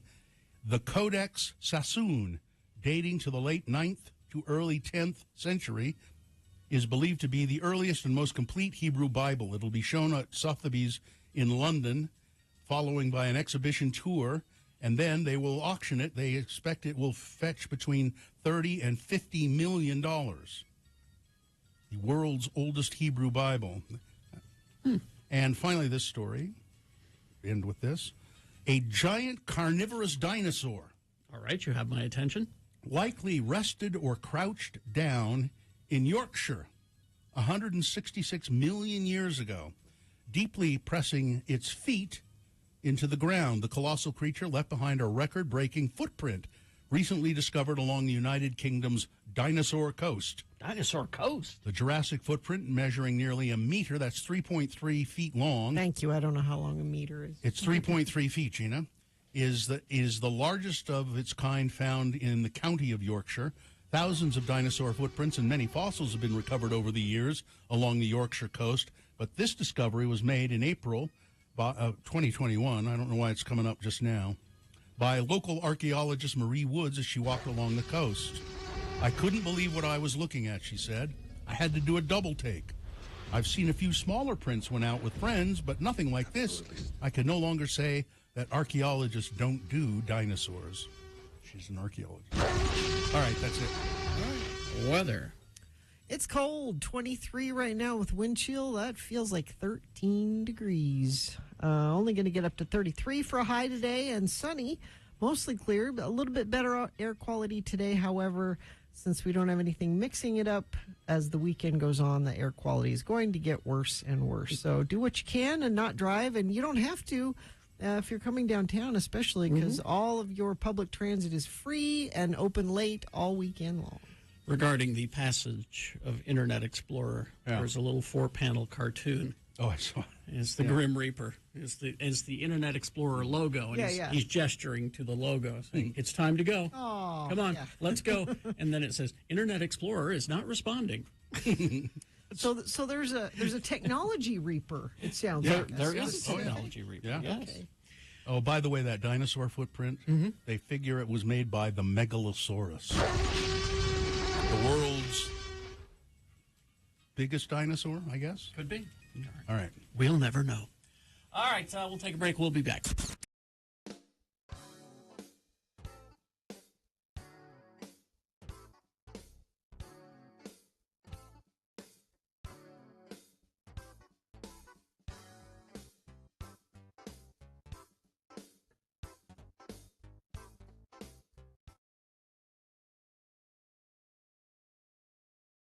I had a Mary Jane candy yesterday. I've never heard of a Mary Jane candy. Mary Jane's. Mary Jane's. You Never? get that in Colorado?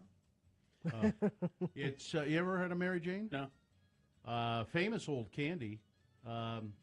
Originally made in 1914. That's probably stale. By the Charles N. Miller Company, later by Stark Candy Company, now manufactured by Necco. Oh. And did you go back to Backyard Birds? no, my my 11-year-old daughter, little Mrs. Bill, went up to the 7-Eleven and came back and said, "Look, they have Mary Jane's up there." She knows what that is? Sure, she's had them before. But listen, we know candy in our family. Old candy. And new candy. They know all kinds of candy. The candy, Mary Jane's, Charles Miller invented this candy and named them after his favorite aunt, Mary Jane. Ah. And there's a picture of a little girl on Wonder how his other aunts felt about that. well, he had a favorite aunt, Mary Jane. Maybe he didn't have any others, but they're terrible. Really? I'd forgotten how terrible they are. I think they maybe used to be a little better. It's peanut butter, essentially, or peanut. There used to be peanut butter, sort of more peanut butter in them, and peanut butter and molasses. Oh. And they're chewy, like taffy. Yeah. But now they're just more sort of molassesy and sugary and very little peanutty. I was disappointed, but she was excited to find them and enjoyed them. Never had a Mary Jane? No. Would you eat a Mary Jane if somebody gave you one? Not when you've described it, how terrible it is. Well, but I mean, if I just said it was peanut butter and molasses, would you go, "Oh, I'll try that"? Yeah. You don't have anything against molasses? No. It's just kind of. What would I have against molasses? Well, I don't know. You have weird food things. Molasses is fine. I thought, I think it's. I have things in common with molasses. That's. Well, you're as slow as it. Yes. But in January, that's what my mother used to say. Would you hurry? You're as slow as molasses in January, which is I think the slowest of all molasses. And I'm referencing Bugs Bunny twice again on today's show. Yeah. He was borrowing a cup of molasses from somebody. He had his coffee cup. Elmer shot a hole through it. And it's snowing around, okay? And it starts to run out, and he goes, I didn't think molasses would run in January. Yeah, there you go. And then of course there's all different. There's blackstrap molasses, which is the realies. See, I didn't think you'd like molasses because it's too strong. It's it's like strong syrup. You don't need a spoonful of it. It's an ingredient amongst other things. Some people use it in lieu of syrup on things. Ew. They'll drizzle molasses on their pancakes or on cereals or whatever. I find it a little. Oh, and the brand of molasses that you buy in the grocery store has a rabbit on it. It's Brer Rabbit. Yeah. Brer Rabbit molasses. So I insist on Brer Rabbit molasses. Buying molasses. I don't think we can go into the whole reason that why Brer Rabbit might be on the. Ask your grandpa about Song of the South, kids. Yeah. Or when you go to Disneyland, what is it? Big Thunder Splash Mountain. Splash Mountain. Splash Mountain is full of characters that Disney no longer promotes or uses. But they're in there. Yeah, that ride. But that's the only place. Your laughing place. Isn't that what they say? Yeah. Your laughing place. That's where Brer Rabbit is. Yeah. I like that ride, actually. Always get wet. And it's a nice place to cool off at Disneyland. Mm-hmm.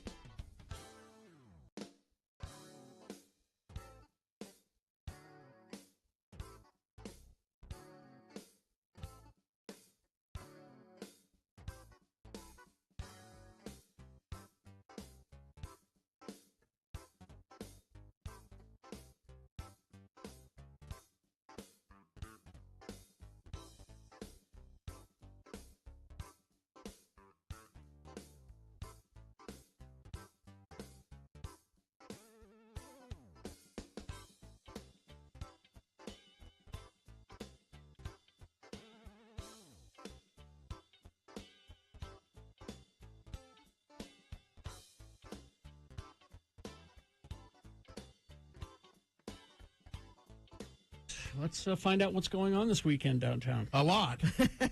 Norbert Bueno is with us. He's the director of Banda, which is an organization that connects audiences to bands. To brands. Excuse me, through art and entertainment. And there's something... is there something happening this weekend? The word central is very central to this.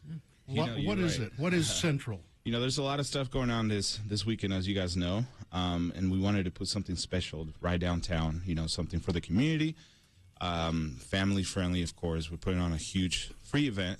We understand this weekend might be a little pricey, but, we wanted to do something that everybody, like I said, family friendly, everybody can attend. Live music.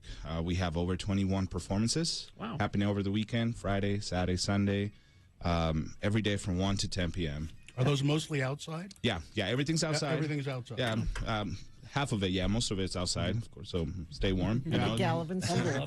At Gallivan Center. We're going to have art, showcasing our pieces from a few different local artists. A few DJ collectives are also performing here. And then with the UTA, there are performances happening on the tracks as well. On the train? Actually on the train? Yeah, on the train. That could be dangerous. Because that's free entertainment too, because traveling on tracks is free this weekend. Yeah, exactly. So. And Joy Mob put this nice curated experience happening on tracks. And like I said, on Gallivan Plaza, we'll have the performances along Alleyway Amplifies and Banda. We've collaborated and curated the experience. And you're going to have food trucks, and you had me at Free S'more Pit. What? Yeah. Just, a little surprise here. You just come in, enjoy a little something. You realize what stay you've gotten warm yourself into with that? Hey, if I'm being real, it wasn't my idea, but it was a great idea. I love it. No, it'll be fun. It'll be good. So you're going to have like a semi truck full of graham crackers to accommodate the crowd. I think it'll work out. We have something really good planned out. It'll be fun. Just something for the community, for people to come out. Also for people outside of Salt Lake City to come experience a little bit of us, right? And the great thing about the Gallivan Center is you can take tracks, and there is a station directly in front. It couldn't be any closer to get off of it. Yep, exactly. It's perfect. So it starts tomorrow. Everything starts tomorrow. Yeah. Is there a time tomorrow? Yeah, so every day from 1 to 10. 1 to 10. The live music performances will happen tomorrow at 5, but we'll have DJs performing in the Music Box experience. We have a couple cool installations and people need to come out and see. Okay. And a lot of food trucks. So everything is free, but if you food, you'll purchase food. For sure. And are there beverages? Water. And soda. And Bill, you don't need other beverages to have a good time. Yes, I do. Is there something for Dad? Water. The Downtown Alliance welcoming the world to Salt Lake City.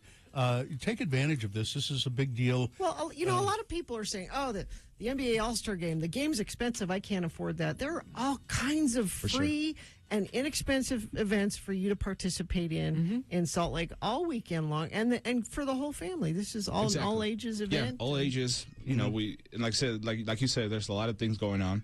So come and visit, stop by, check it out. Free, family friendly. We were just talking about that guy who paints sneakers. Is he one That's of the... That's at the... I think that might be somewhere. It's at the what, Gina? That's at Okay, thanks. But we have, like I said, we have a gallery. We have an art gallery showcasing art pieces from 10 different local artists. So we have art. If you're into art, all around. We have it there. Okay. So Norbert Bueno, thanks a lot. How long have you been doing this? Oh man, I'm a musician, so I've been around for at least 10 years. Are you in a band now? I do. What is it? Joshy Soul. I play with Joshy Soul. Oh, we know Joshy. Okay. Yeah. Love Joshy. What do you play? I play bass. Yeah? Yeah. We'll be there Saturday night, so if you like Joshy Soul. That was a surprise, but now we put it out. S'mores and Joshy Soul. Gina's going to be all over this. There you go. All right. Thanks for telling us about this. Thanks for stopping by. You're welcome here anytime. Thank you so much. And everybody do it at Gallivan Center, downtown. Tracks is free, runs till 2. Just do it. Yeah. Yep. All right. We'll thank you very much. We'll crawl towards the exits coming up. Hi, I'm Todd Newcomb, Program Director of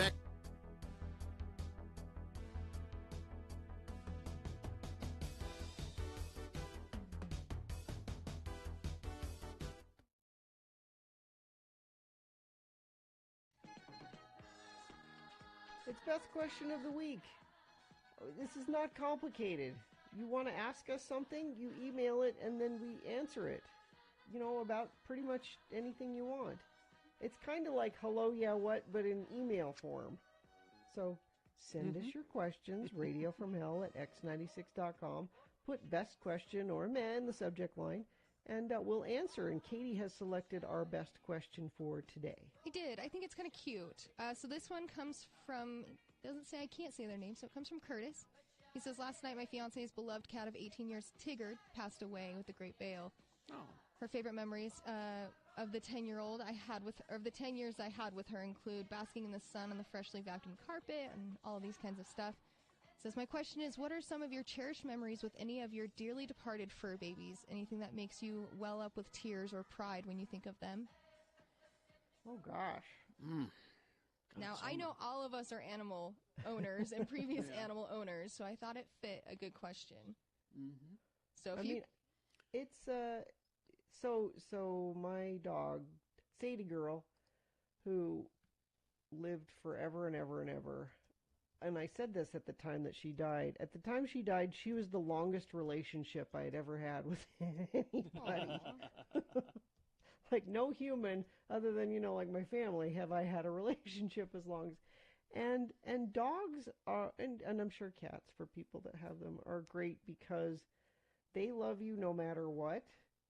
And, in that 17 years that I had her, I went through a lot during that time, and she helped me through some really bad stuff that was going on, because the dog is constant. Mm-hmm. They don't know that you've got stuff going on. Mm-hmm. And having that companion that loves you no matter what and is always there. Mm-hmm. Yeah, I can't think of a specific instance, but my thought with her was, you helped me through some bad times, and you didn't even know you were doing that, but you did.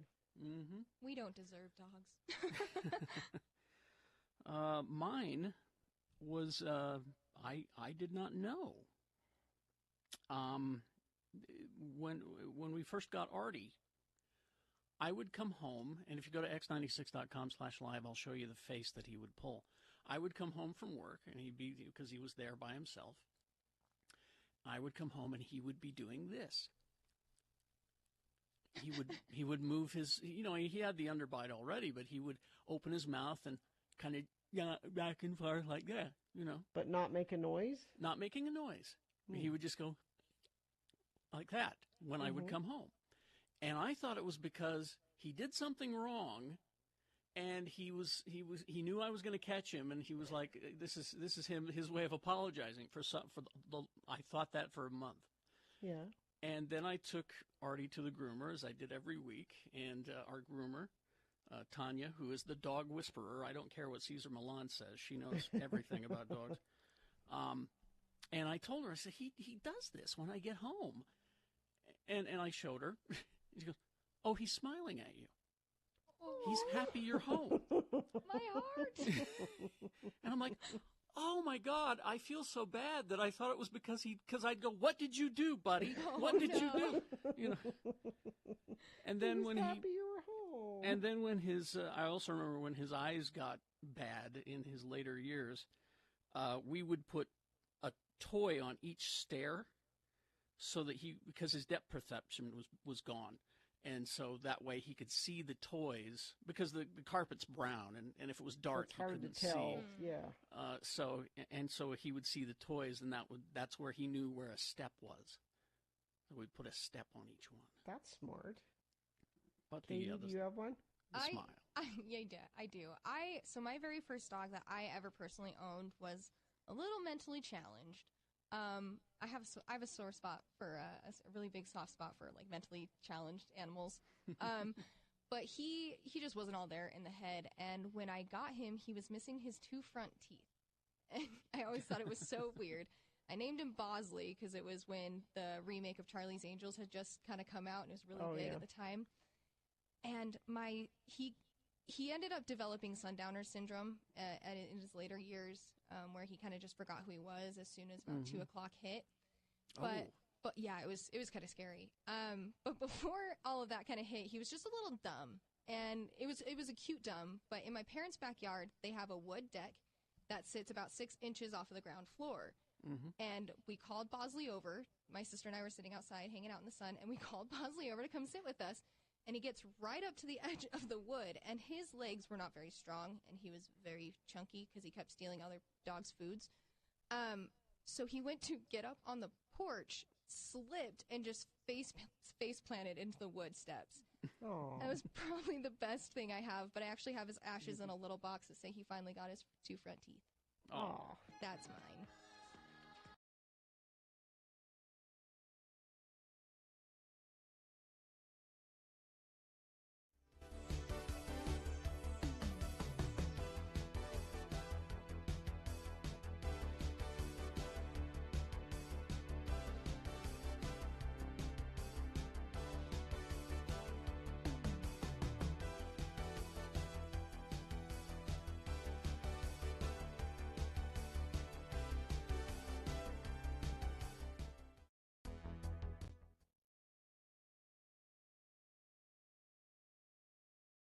You know, he works late a couple nights a week, and then I'm in charge of dinner. That means Olive Garden. Which is a laugh. Which me in charge of dinner is never me making dinner. It's Olive Garden. You know, you could learn. You're not stupid.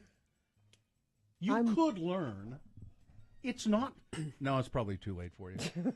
Listen, there are a limited number of recipes that you can do with meat and bread. And No. that's And my kids will tell you this story if you ever have them. What does your mom make you for dinner? And you know what they will tell you?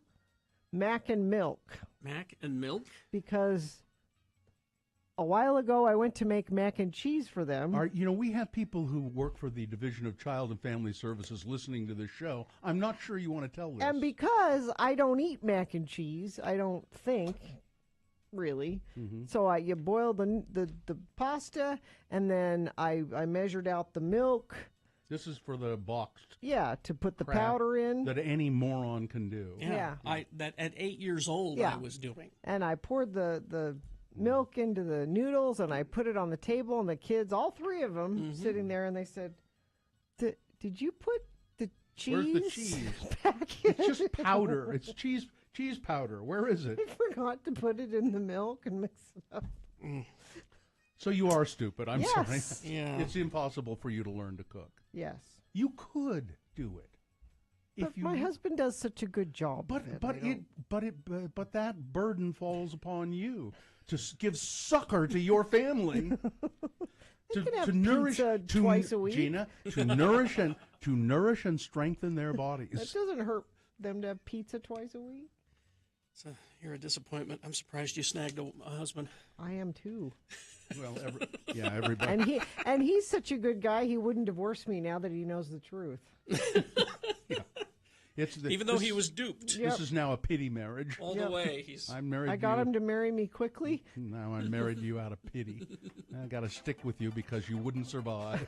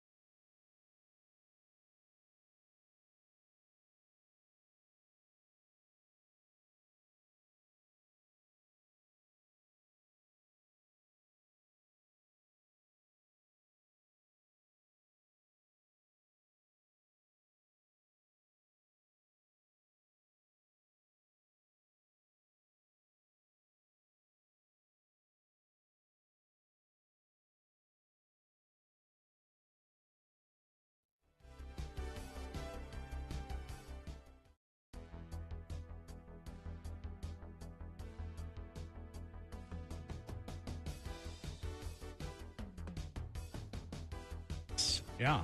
Is the band Six Underground. They're pimping sneakers across the street from the studio. Yeah. So where the Zephyr used to be, there's it looks like a Nike pop-up store, and there's a gigantic blow-up shoe and a gigantic shoe box. Like, gigantic doesn't tell you how big it is. At some I bet point, it's will they put the shoe in the box? It's too big for the box. Is it? Yeah. Well, that's stupid. It's like a 2-story high shoe. Huh. It's.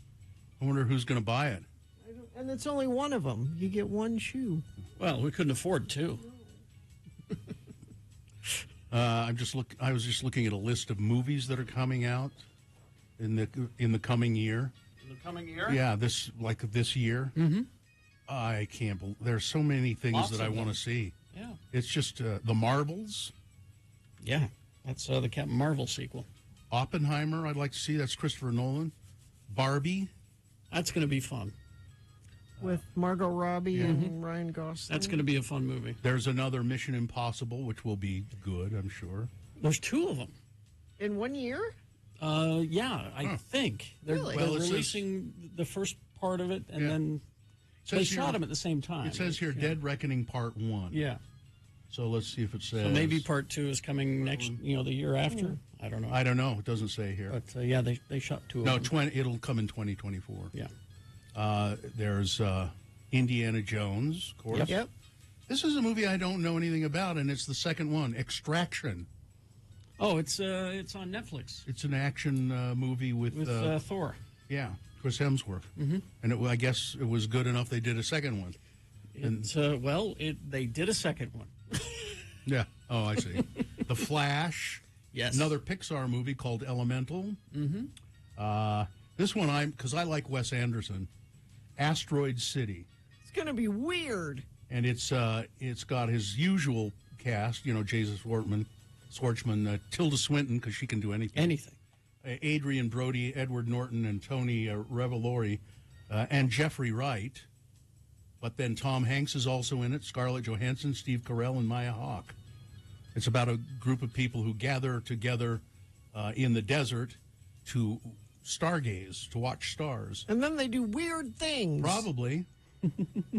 The Boogeyman, that's a Stephen King. Spider-Man Across the Spider-Verse, the animated. Yep. Fast X. Actually, I don't like Fast and the Furious movies. I'm not a fan of, but I saw a promo for Fast X, and I thought that looks so over the top. It looks kind of fun. Was a Super Bowl ad. Yeah, that's right. That's right. Evil Dead Rise, Renfield. It's just a tremendous. I don't know how I'm going to. John Wick Chapter 4. How am I going to see all these movies? You won't. You're right. Shazam. I don't care about that. Luther. Yeah. The Fallen Son. Scream 6. Creed 3. Cocaine Bear, of course. Mm-hmm. And Ant-Man and the Wasp: Quantumania. That's Which coming. opens right now. Yeah, this weekend. Just I think. opened, yeah. And they say it's just even if you've never seen a Marvel movie, you could watch this and it'd blow you away. Really? Is that what they're saying? Yeah.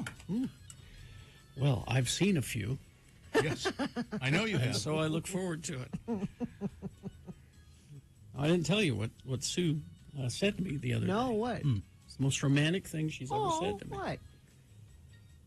Let's watch all the Marvel movies in order.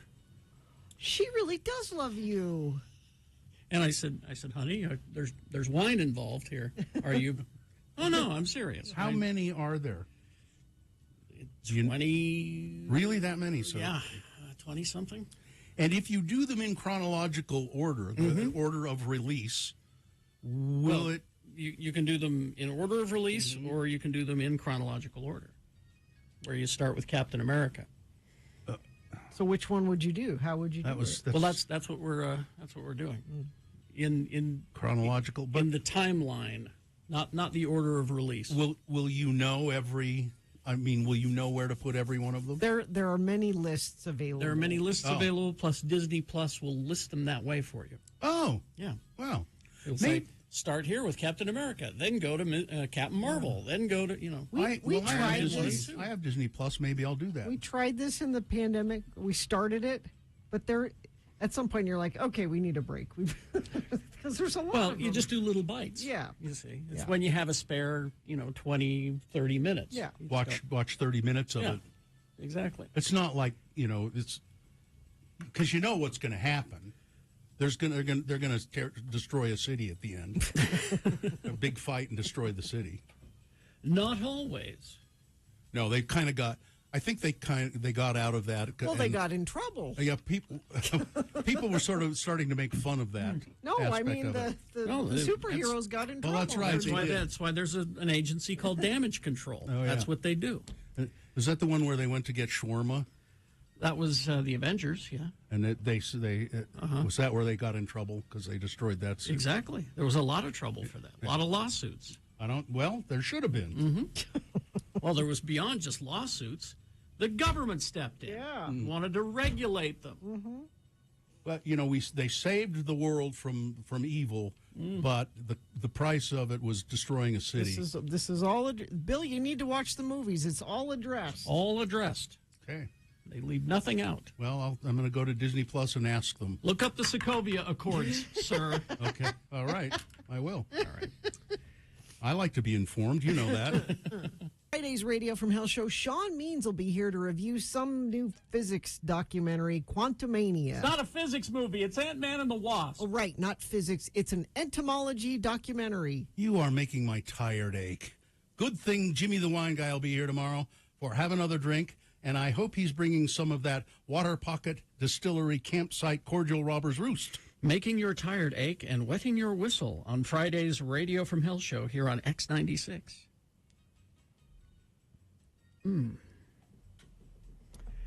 All right. I think we're good. Yep. Fine job as always, Katie. Live long and prosper, bitches. Don't you know who I am? There can be more than one Janice.